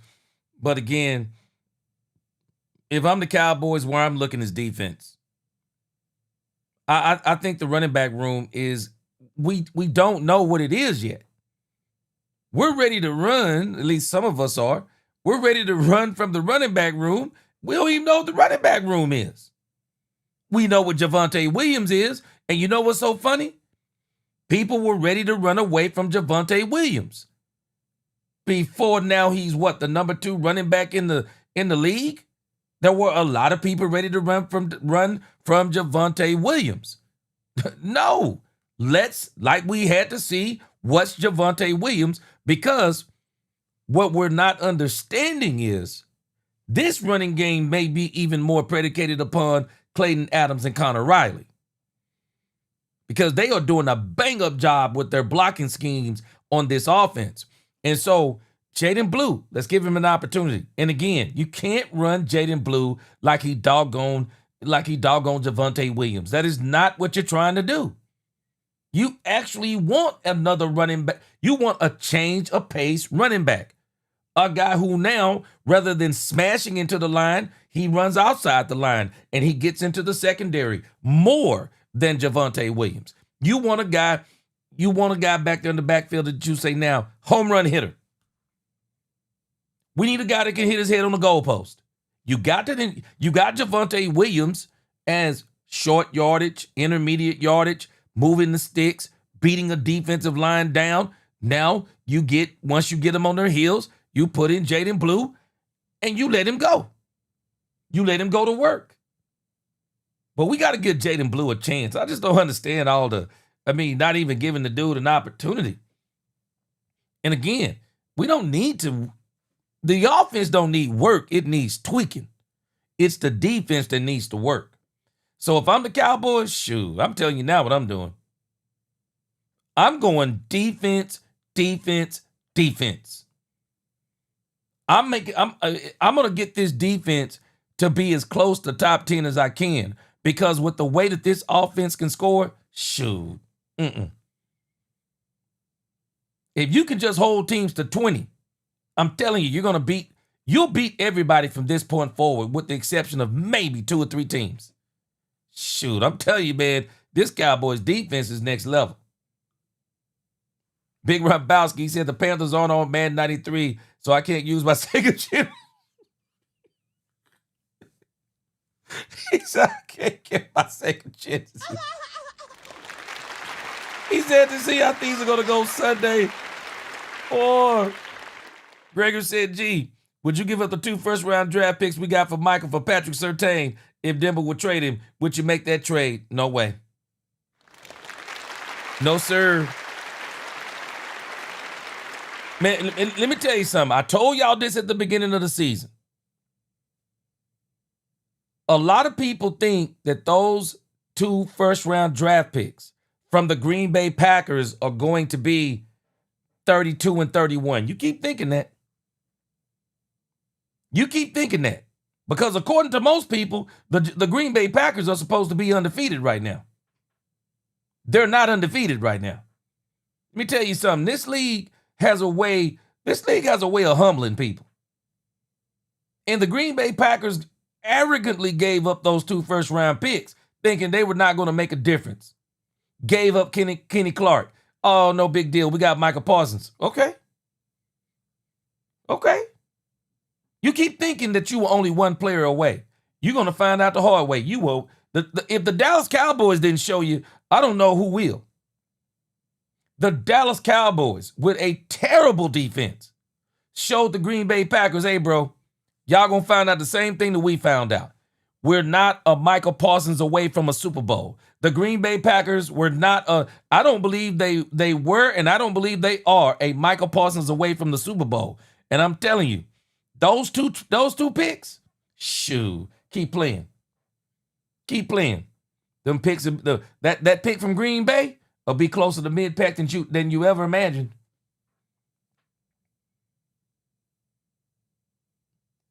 All right, let's go. Let's see what we got here. Let's have a little bit of fun. Let's go to the power ranks. Let's go to the power ranks.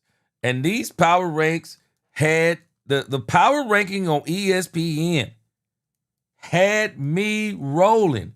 And I don't know if y'all have seen these power ranks, but these power ranks got me rolling.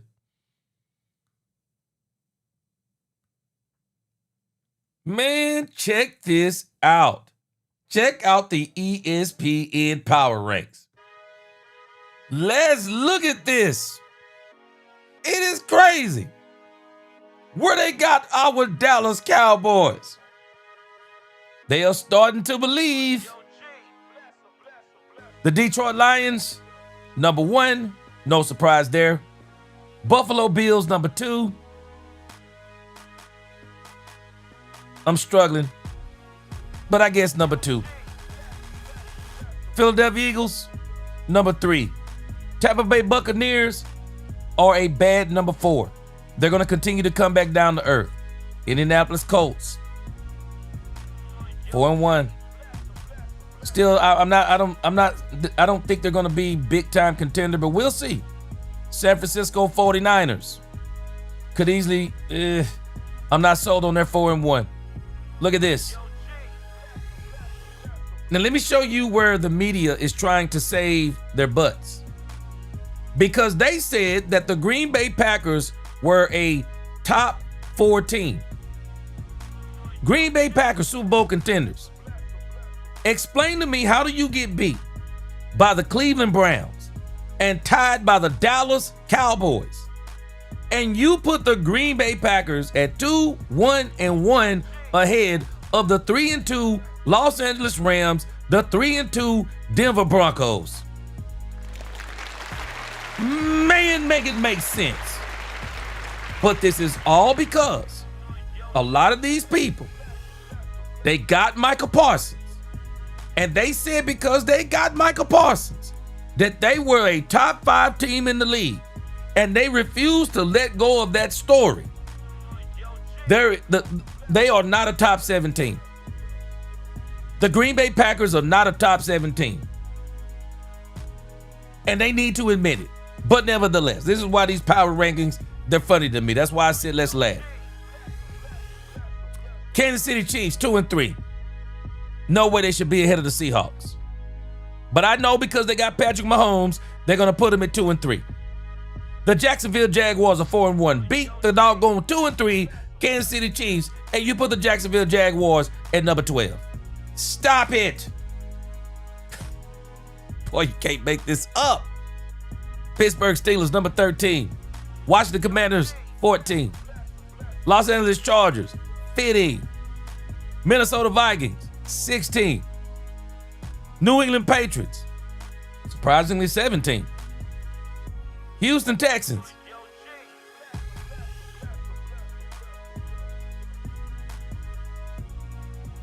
Houston Texans, 18. I don't even know if the Houston Texans, at the way they've been playing, should even be 18. Atlanta Falcons, 19. Chicago Bears, 20. And look at this.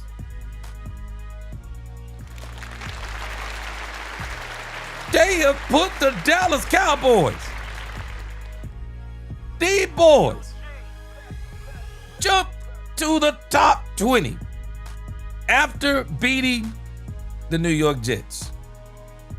And of course they would, because the Cowboys offense is number 1 offense, I think, in football. Their defense was probably last or second to last and might have moved up a little bit. They had a very good game against the Jets. They did exactly what they were supposed to do. They beat them in the ground, and they have actually moved the Cowboys up to number 21. Wow. Wow. Hold on, let's look at a couple of more of these. Let's do a little bit of... All right. Let's look at a couple of more power ranks here. You know, everybody's got the power ranks. Let me see. Who do we want to look at? Okay, let's look at the Bleacher Report. Let's see what they have their top 20 or their top 32. Let me see here.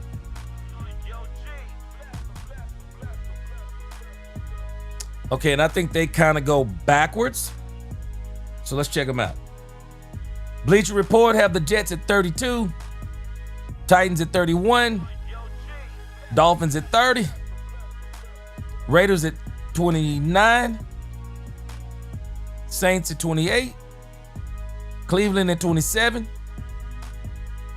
Panthers at 26, Giants at 25, Bengals, not the Bengals, the Bengals at 24, Cardinals, 23. Ravens. How are the Ravens 22? Come on, man. There's no way the Baltimore Ravens ought to be 22.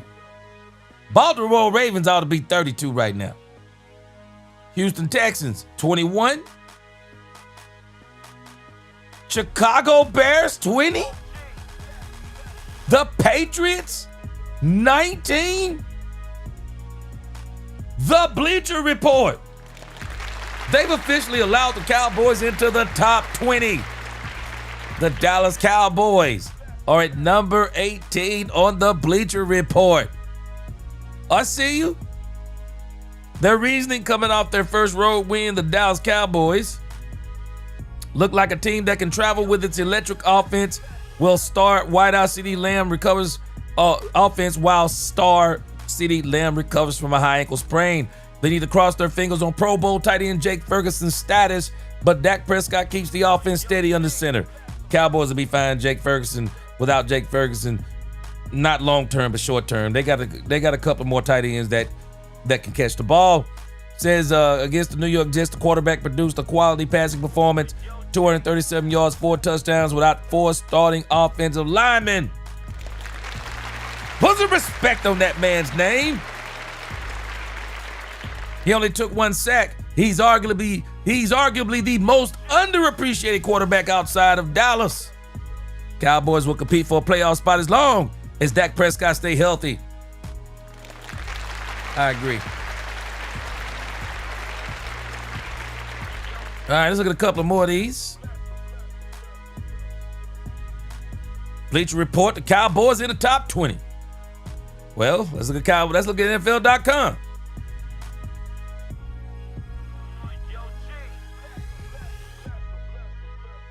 No surprise, Detroit Lions are number 1. Philadelphia Eagles number 2. Buffalo Bills number 3. You can interchange that. Tampa Bay Buccaneers, a fake number 4. Seattle Seahawks, number 5. Look at this. Green Bay at number 6. Stop it. Right now. Right now. Green Bay against the Rams. I'm taking the Rams. Ain't no way. Rams at number 7. Colts at number 8. Should probably be higher. Washington Commanders number 9. Broncos 10. Jaguars 11. They keep winning in weird ways. Come on, man. Kansas City at number 12 at 2-3. Come on, man. Over the San Francisco 49ers. Come on. Chargers at number 14. Steelers at number 15. Vikings at number 16. Texans at 17 over the Cowboys. No. Patriots 18. Bears 19. And the Cowboys. Top 20. Top 20. ESPN. Let's look at a couple more here. USA Today. Let's see. See, some of these people are having to save face because they had some of these teams as top 10 teams, and these teams, they know doggone well these teams ain't top 10. No surprise. The Detroit Lions team we're watching right now, Green Bay could not have beat in the first week. Detroit Lions number 1, Bills number 2, Eagles number 3, no surprise. Bucks number 4, Packers. Here it is again. There is no way. This is them not wanting to be wrong about Micah Parsons. You got beat by the Cleveland Browns and tied by the worst defense in football. And you're telling me you're number 5. Hogwash. Hogwash. Bull junk in the immortal words of Deion Sanders. Jacksonville Jaguars number 6. 49ers number 7. Rams 3. Colts 9. Broncos 12. Commanders 13. Seahawks 14. Commanders 11. Seahawks 12. Steelers 13. Chiefs 14. Shouldn't even be 14. Patriots 15. The Cowboys at 16. They're starting to believe. Still not agreeing with these. But again, Cowboys have inched their way up. All right, let's look at one more. Let's look at Sports Illustrated.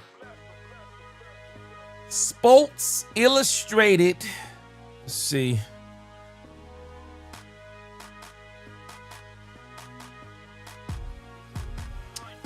Okay, we're not going to do Sports Illustrated.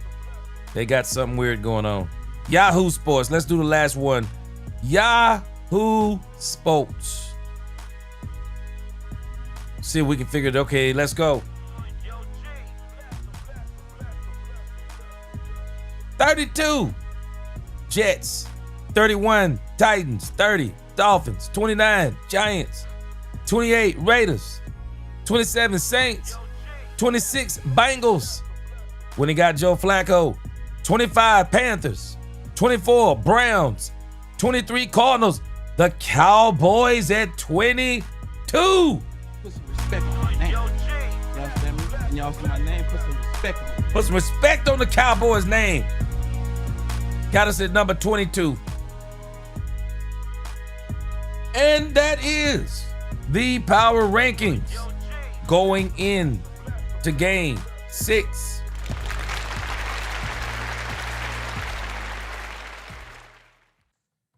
Tell you what I find to be interesting, though. What I found to be interesting when you look at the schedule that we have coming up,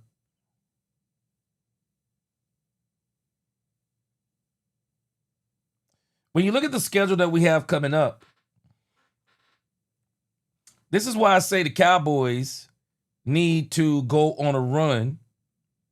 Because when you look at these games the Cowboys have coming up, none of these are top 20 teams. None of these are top 20 teams for the most part.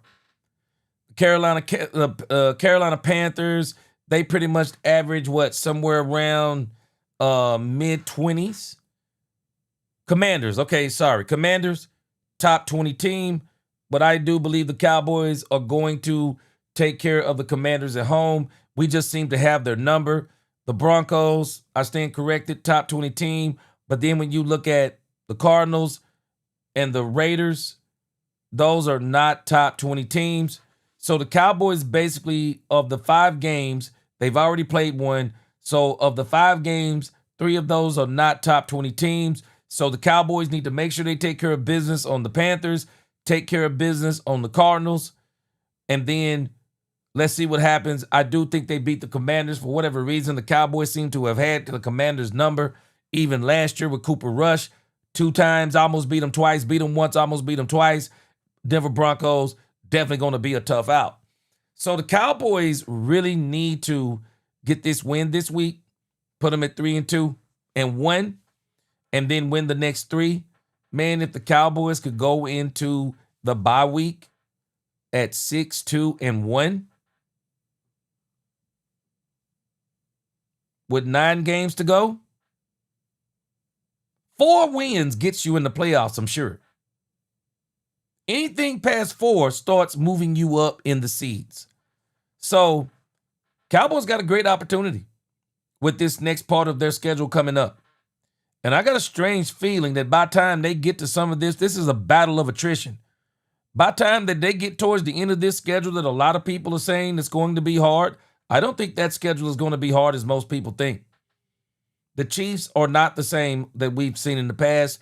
They're not those same Super Bowl teams. I don't think the Eagles are going to beat the Cowboys twice in a season. No way. I don't think they're going to sweep them. The toughest game I think we're going to have left on the schedule will be, as hard as people were saying that this schedule was going to be at the beginning, the hardest team I see left on this schedule is the Detroit Lions. That's really the team. That's the only team left on the schedule that worries me. Man, these other teams, come on, man. If the Cowboys are going with, or improving the way that we think, shoot, man, these teams don't even scare me. Chiefs, man, don't even. The way the Chiefs play, I ain't sweating the Chiefs. Not even sweating the Chiefs. Not sweating the Chiefs, not sweating the Eagles. Only team I'm sweating, I am sweating the Lions. Got a very good team. Got a very good team. I mean, when I kind of look at some of their personnel on offense, they kind of remind me of the Cowboys minus Jared Goff. I ain't never comparing Dak Prescott and Jared Goff. I don't even know why people do that from time to time.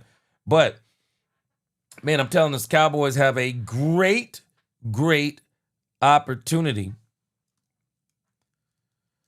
They have a great opportunity to really get themselves in a position to make a serious move in the playoffs.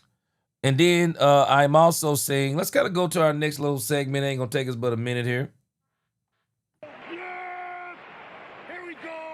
I had to go back and I had to write this down and make sure I remembered who this guy is. This is somebody that was with the Cowboys before the Cowboys signed Julius Wood. I think that's his name, Julius Wood. Let's see here. Yep. Cowboys signed defensive back. Okay. They said he was a 2024. Let's look at Blogging the Boys. Blogging the Boys says that he was a standout. Cowboys are welcoming back. Y'all signed off in the chat on this dude. I don't really remember him like this. Said the Cowboys are welcoming back a familiar face to a defensive backfield still missing several key pieces. Dallas signed safety Julius Wood to the practice squad on Tuesday, marking the 24-year-old's second stint with the team. Wood originally went undrafted in 2024 out of East Carolina. Okay. There he was roommates with cornerback Savon Revel Jr. Cowboys' third-round draft pick this past spring, who is still awaiting clearance to practice after a knee injury. 6 foot 1 inch, 193-pound Wood spent the summer of 2024 in camp with the Cowboys, but was waived during final cutdowns just prior to the start of that year's regular season. The Titans claimed Wood off waivers, played him in 9 games where he saw a fair amount of action on special teams and just a handful of defensive snaps. Late in the season, he received a 6-game suspension for violating, I see. Received a 6-game suspension for violating the NFL's performance-enhancing drug policy. He was required to sit out the final 5 games of the Tennessee Titans season and the first game of his next season. He's been reinstated by the leagues per reports. Hey, man, he may be worth a look. I mean, whatever he took to enhance himself, well, you suspended him, but you can't get rid of the enhancements. So maybe he might be somebody we should really be. Maybe he can help us in some form or fashion. Said Wood turned some heads in his first camp with the Cowboys, notably logging multiple interceptions during the 2024 preseason. Veteran safety Malik Hooker is currently on injured reserve in Dallas. Wanye Thomas filled in nicely. I hope he got the spot. For Hooker in week 6's win at New York, but the position he perilously thin behind Thomas and Donovan Wilson. Hey, this may be worth something. May definitely be worth a look. Okay. All right, let's kind of end the night with a couple of player interviews. There's a couple I want to check out in particular. This dude, let's go over here to DallasCowboys.com. Man, this dude, Ryan Flanoy, boy, you want to talk about rooting for this dude. Man, this dude here. Love hearing about players that have tremendous faith. All right, so let's see here. I think we're only going to listen to a couple of them, then we're going to get up out of here. Let's see. I want to hear Maurice Leofau.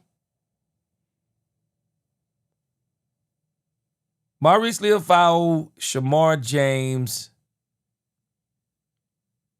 Okay, let's check out Maurice Leofau first, and then we'll check out Shamar James, and then I want to end it with Ryan Flanoy. Let's check out old Shamar James.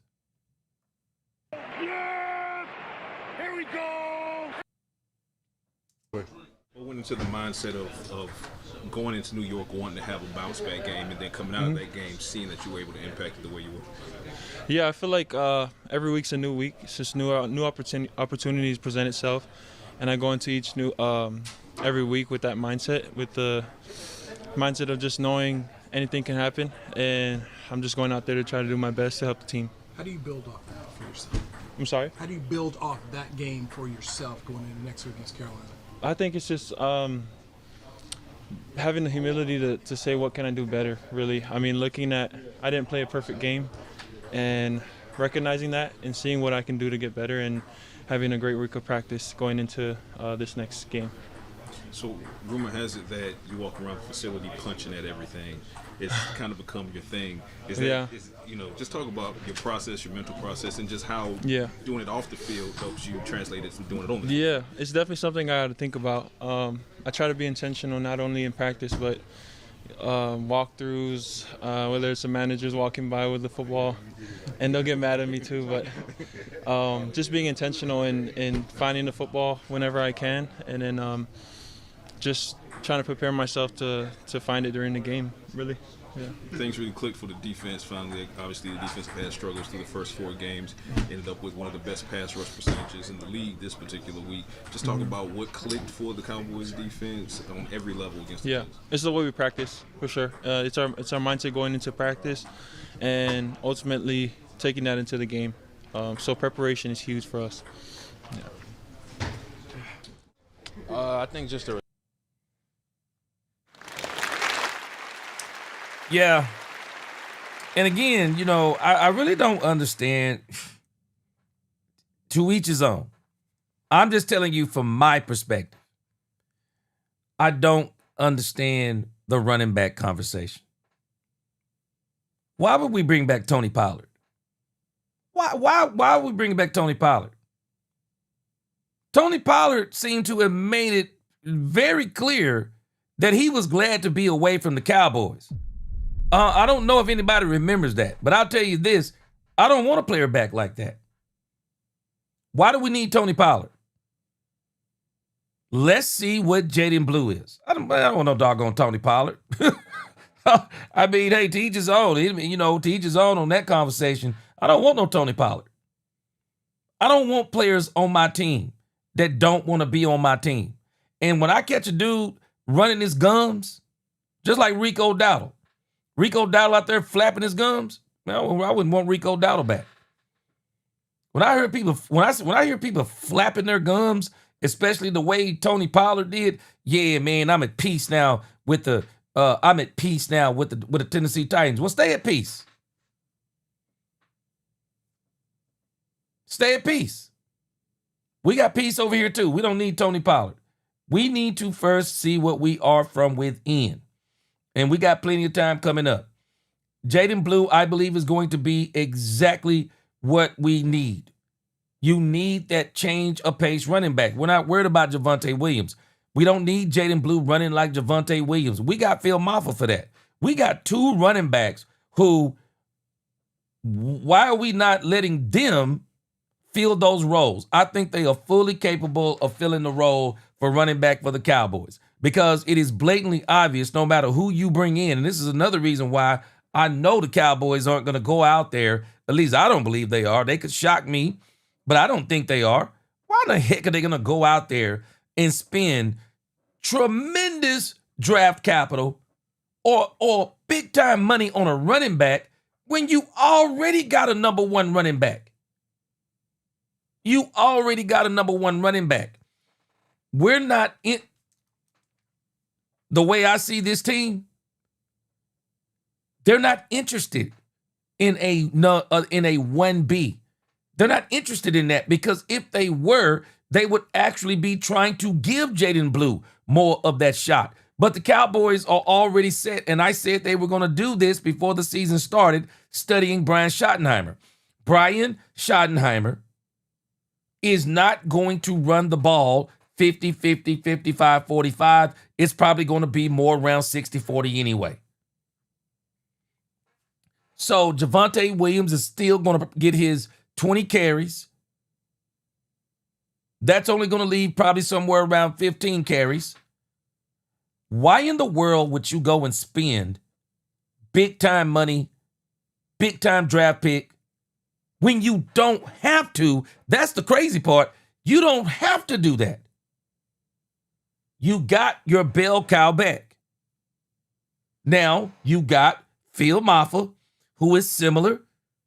We saw him in camp. He looked very good.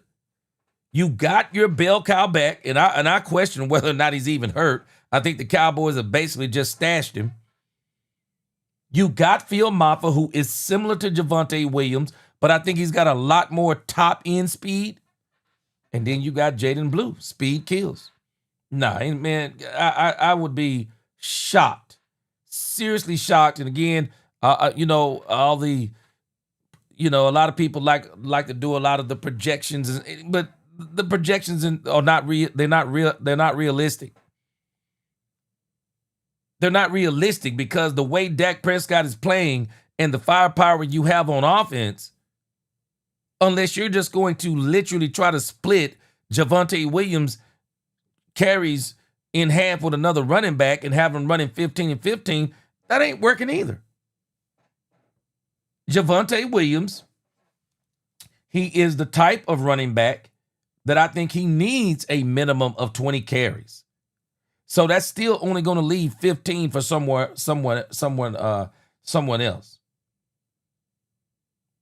Let me look at something here real quick. But again, if I'm the Cowboys, the only thing I'm trying to improve on this team at the trade deadline is defense. The Cowboys need help on defense. Why are we interested in improving an offense that already isn't running on all cylinders, putting up 37 points? The strength of this running game is, again, Connor Riley, Clayton Adams. They've done a great job in the run game. We can't take that away from them. They've done a great job with that. So, yeah, I'm all good. But the Cowboys don't need to give up any draft capital. They need to hold on to those draft picks with dear life unless there is a season-changing move. That is the only way that you even think about doing something with those draft picks. And I'm not talking about just a season-changing move. I'm talking about a next 2 to 3 season-changing move. All right, let's look at something here. I want to see.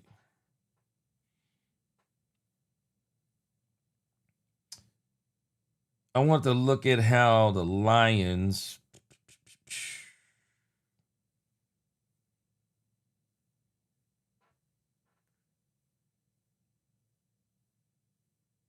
Yeah, I wanted to look at how the Lions are kind of doing what they're doing. So the Lions are kind of splitting up. Let's see, the game against the Bengals, the way they did this was they kind of went an 18-12 split. Kind of went an 18-12 split between David Montgomery and Jahmyr Gibbs. Did about an 18-12 split. But again, why would you go out and give up draft capital when you can actually do exactly what the Detroit Lions did? Sometimes we'll say stuff like we want to copy what another team did. Okay, well, let's talk about what another team did. Let me make sure here. Let's make sure, what did the Detroit Lions do? Because sometimes we're not doing apples and orange. We're not doing apples and apples. We're talking apples and walnuts. Let's see.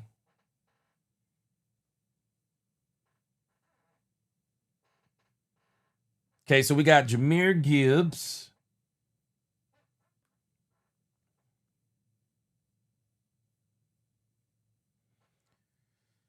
So if I'm not mistaken, Jahmyr Gibbs was drafted by the Detroit Lions, correct? Jahmyr Gibbs was drafted by the Detroit Lions. David Montgomery.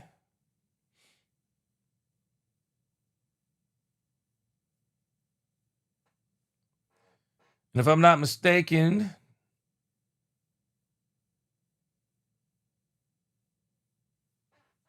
so the Bears drafted Montgomery in 2019. I wonder when he came. Let's see. I wonder when did he come to the Detroit Lions?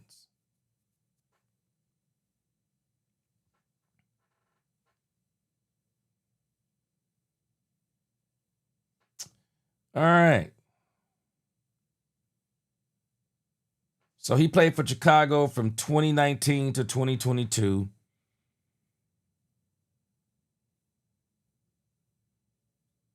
And then they drafted Jahmyr Gibbs. Now, again, my issue with this is if we're following a similar model, we've already actually mimicked the model in a sense. Because we didn't draft Javonte Williams. the Denver Broncos drafted Javonte Williams, and so we went and got Javonte Williams off of injury.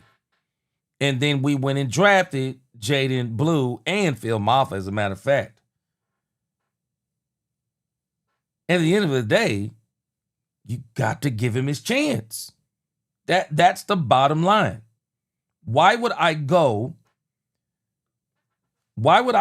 and draft a running back before I know what the other running back I have is on my team? Jaden Blue could be the running back that you're looking for. That's where I'm coming from. The Cowboys don't need to waste any draft capital unless it is literally a life-changing player.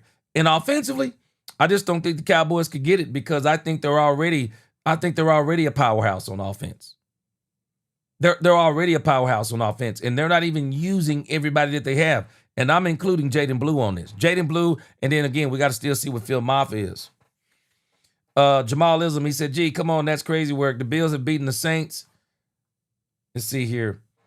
The Bills have beaten the Saints, the Jets, the Dolphins, and the Ravens. How are they number 2? Josh Allen. Those are so biased, man. Let those wins be for Dallas. Boy, let me tell you something, boy. You can tell on those power ranks, them jokers are so biased. And the reason why they're biased on those power ranks, Jason, is the reason why they're Jamal. The reason why they're biased on those doggone player rankings. Power rankings is because some of those teams they had ranked as top 10 teams, and they're very reluctant to take them out of the top 10. And I'm telling you, the Green Bay Packers shouldn't be anywhere near a top 10 right now. But that's the Michael Parsons effect. Everybody wants Jerry Jones to be wrong, so they're hoping again that he's going to be proven wrong on this thing, and that's why they're keeping the Green Bay Packers near those top 10s. All right, let's check out Shamar James' interview. Great.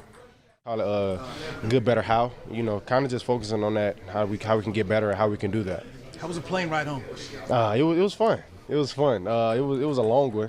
I think like 3 hours, but it was good. Had guys cheering on there, having a lot of guys sleep, but it was good. It was good to leave there with a win. Carolina this week, former running back who was here, Rico Dowd, 200 yards. Thought process with having to face him. It's just another game for us. Just another game to go out there and attack and play the Dallas Cowboys brand of football. Does Jaden Blue owe you anything here? Nah, just a little bragging rights for the year, I guess. Dirty work, not dirty work, right? Yeah, it's hard to win in that swamp out there now. Let's talk about the opportunity you have just to go out there and show what you can do in front of the crowds. Yeah, it was amazing. Kind of just being on this, top of the level stage.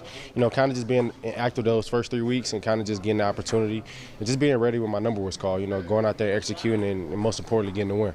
What did you see out of Dak Prescott, your quarterback? One more time. What are you seeing out of him this year? Something I've never seen before. That's kind of like the best quarterback I've ever seen in person. Yeah, so he's playing elite football right now. He's getting the receivers the ball. He's commanding the offense, and that's what you ask for from a quarterback. What do you say about Illinois and his opportunity that he got yesterday? Yeah, he's a guy. He's a guy. Just put the ball in his hands. He's gonna make some. He's kind of like a running back in a receiver body, I would say. Just a guy that's hard nosed that can get those extra yak yards where you throw him a check down, and like a running back in a receiver body. Put the ball in his hands. He's gonna make some. He's kind of like a receivers the ball. He's commanding the offense, and that's what you ask for from a quarterback. What do you say about Illinois and his opportunity that he got yesterday? Yeah, he's a guy. He's a guy. Just put the ball in his hands. He's gonna make some. He's kind of like a running back in a receiver body, I would say. Just a guy that's hard nosed that can get those extra yak yards where you throw him a check down, and just a great teammate as well. Man, let me tell you something. Dak Prescott has made such an impression on these young guys. He said he's the best quarterback he's seen in person. And the reason why I want to end this, with Jaden Blue. When I was listening to the Jaden Blue interview today, Jaden Blue said something about Dak Prescott that I thought was pretty incredible. Let me see here. I actually thought it was in that interview. Let me see. But I actually don't see it. Hold on a second. Where is the interview with with Ryan Flanoy? I'm sorry. I don't see the Flanoy. Okay, I know I'm not going. Let's see here. Ryan Flanoy said something about Dak Prescott that I thought was actually incredible. And it just lets me know again the kind of impression that Dak Prescott has on these young guys, man. It's crazy, man. It's something to see. And I hope Joe Milton is absorbing all of this stuff from Dak Prescott. And it'll help him to be a better quarterback also in the future. But check this out from Ryan Flanoy. And check out what he says about Dak Prescott at the end of this interview. I thought it was absolutely incredible. Check this out. You made a statement for yourself, just letting not only the Cowboys, but just the rest of the league know that you can perform at a high level. Man, all glory to God. First and foremost, without him, I wouldn't even be here. Just to have this opportunity to go out and do what I love, man, it is special, you know. And the way I play, I play for him. Colossians 3:23 is, you know, whatever you do, work at it with all your heart, and you know, as you working for the Lord, not for man. And that's just how I go out and play every Sunday. Yep. How many times have you heard me say, if they don't build you, they can't kill you? That's the motto. You don't let men build you up, because you let men build you up, they can tear you down. This man said he's playing for the Lord. Man, when your mindset is like that, you'll be shocked at things you'll be able to achieve in your life. When you stop doing things to impress people, it changes your life. I'm telling you, man, it happened to me. It happened to me a few years ago. And it takes time. But boy, if you could get people to do this when they're younger, boy, they'll be some of the most successful people you ever see in your life. I don't do anything to impress people. Do all things in the name of the Lord. And this young man's attitude is going to get him very, very far in this league, whether it's with the Cowboys or somebody else. Ryan Flanoy is going to be one of them. You watch what I tell you.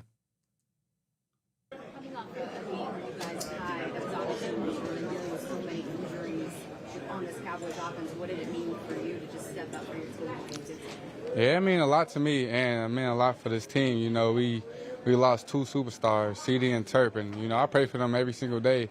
But I'm just glad I get the opportunity to showcase my talent and just to put the world on notice and just who Ryan Flanoy is. Yep. Yeah. Man, this dude is next level. Man, you know, it's funny. He said, Shamar James said he's like a running back in a wide receiver body, because if you look at this dude from the shoulders up, when I first looked at this, when I looked at the video without listening to it, and I was looking, I said, wait a minute. For a minute, I said, I had to do a double take, because I was like, that's Javonte Williams. That isn't Ryan Flanoy. But when you look at him from the shoulders up, what wide receiver do you know that's got traps like that? What? This dude, is that what they call those? Man, this dude, look at this dude's, golly, a wide receiver? Man, shoot. What's that dude? What's that dude from the Buffalo Bills? The dude from the Buffalo Bills that got them big old traps. What was his name? Miko? Man, I'll find it here in a moment. But when you look at this dude's neck, man. That is crazy for a wide receiver. Man, just the preparation, like in practice, they just go compete. And Shotty does a great job of honing in on that. You know, we compete every single day, not just on Sundays, but Wednesdays, Tuesdays, you know. So we compete on the offensive line was amazing. You know, we got a great roster, and I'm so comfortable with, you know, playing with them. Yeah.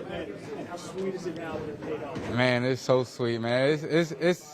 It's hard, but you know, you gotta let the food cook. You gotta, you know, once I knew I got my opportunity, I gotta run with it. So, you know, I just had to stay patient, honestly. How did you keep the mental balance of not letting the spot get too big for you, just kind of staying within your shoes and just playing football? Nah, for sure. Like I said, just playing for the Lord. That's all I do. And just a one-man crowd. I just go out there and play and showcase my talent that He gifted me, for sure. Trust that Dad has in you because he obviously has in you. Really, the off season started. You know, I tried to make myself available every time he texted in the group chat. Yeah, I'm throwing at this time. I'm probably the first one there. You know, I just pick his brain because he's a 10-year vet. You know, I see him in the Hall of Fame, and I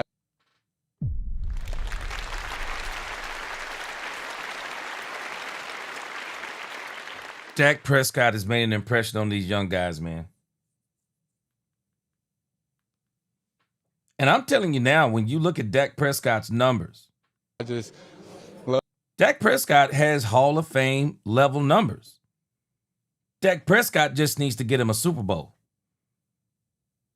And I think he could maybe get in there without it.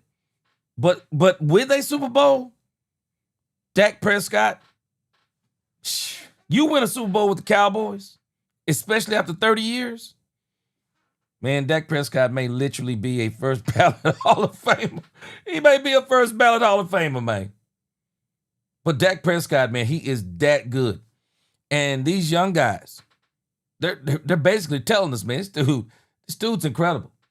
Shamar James said he's the best quarterback he's ever seen in person. Shamar James just said, man, Hall of Fame. I mean, Ryan Flournoy just said Hall of Fame. love the way he leads, and I'm following him behind him. Did you hear the MVP chants? Yeah, I was chanting with them. Thank you so much. Yeah. Like I said, we just got together as a defense. Yeah, man, he got them. That dude, Ryan Flournoy, boy. Shoot, he got them Takeo Sykes. Well, he got them Takeo Sykes traps, man. Sheesh. A wide receiver with, I forget, what do they call those when you got the neck? I'm pretty sure I'm saying the wrong thing. But when you look at this dude's neck muscles, man, that is crazy for a wide receiver. Yeah, I agree with him. He looks like a running back. He literally looks like a running back in a wide receiver's body. I mean, when you see him in his uniform, he looks like a wide receiver. But when you see him out of the uniform, I had to do a double take because let me show you the comparison here real quick.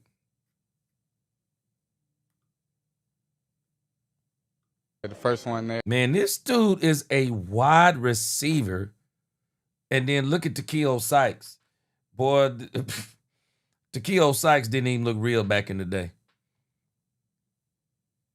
Look at, golly, man. How do you work? Boy, that's crazy, man. That is crazy. Look at this dude. Man, this dude's a wide receiver. That is crazy. That is crazy work.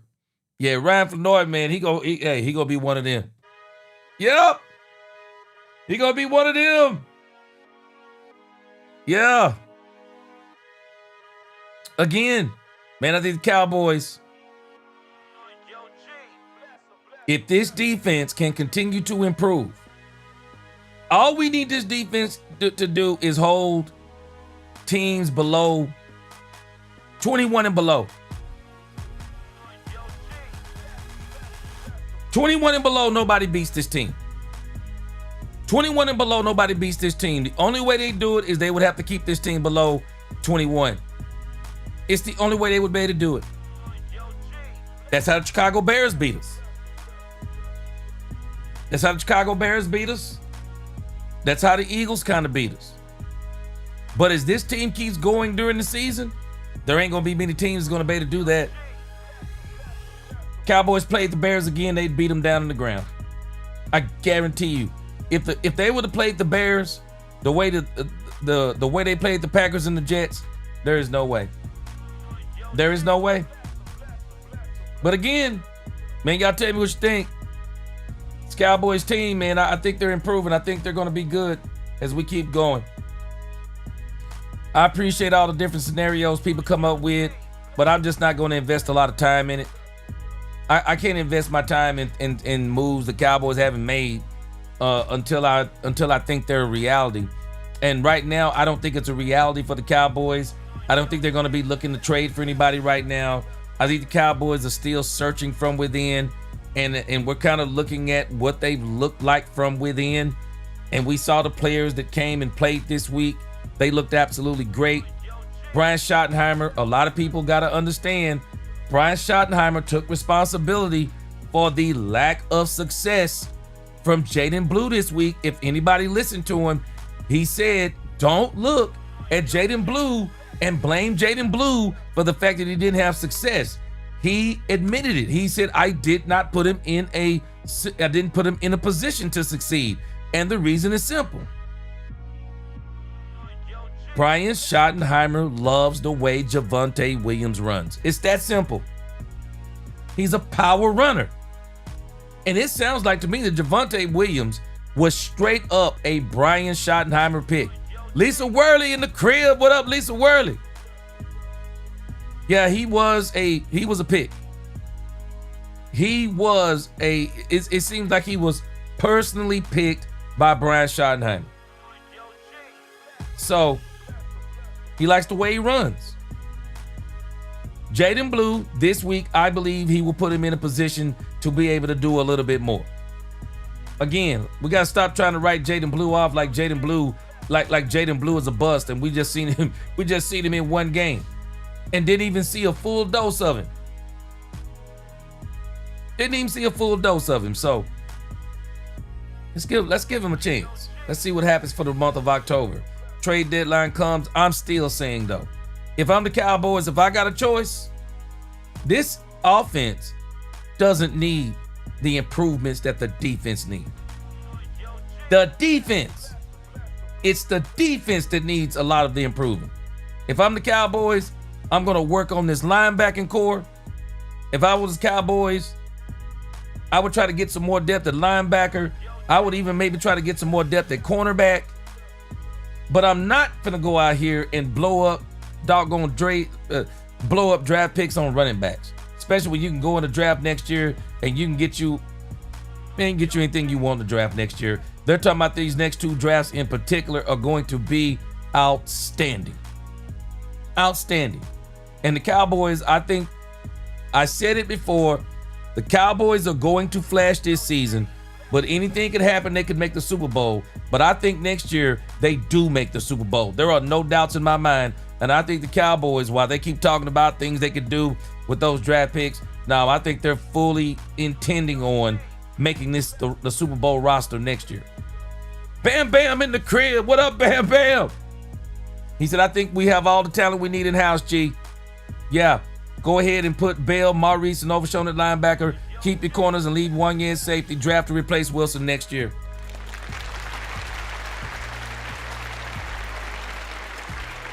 I'm the same way offensively. I think the Cowboys have everything they need. I'm not looking nowhere for running backs. I think they're already in-house. We just got to see what Jaden Blue and Phil Maffa are. Man, I appreciate y'all rocking with me today. 1 year anniversary birthday celebration coming up on Thursday. Man, we might even do Thursday and Friday because some people be celebrating their birthday the whole month. So maybe we can celebrate the birthday and the anniversary of this channel and my birthday for 2 days. But man, we're going to have some fun coming up on Thursday and Friday. Again, I appreciate y'all rocking with me. Got some more. I'm going to try to drop one more video tonight. We got to get back to grinding, keeping that Cowboys content coming. I appreciate y'all supporting the channel. Until the next time, DC4L, God bless. Let's talk Cowboys, where we talk facts. Peace.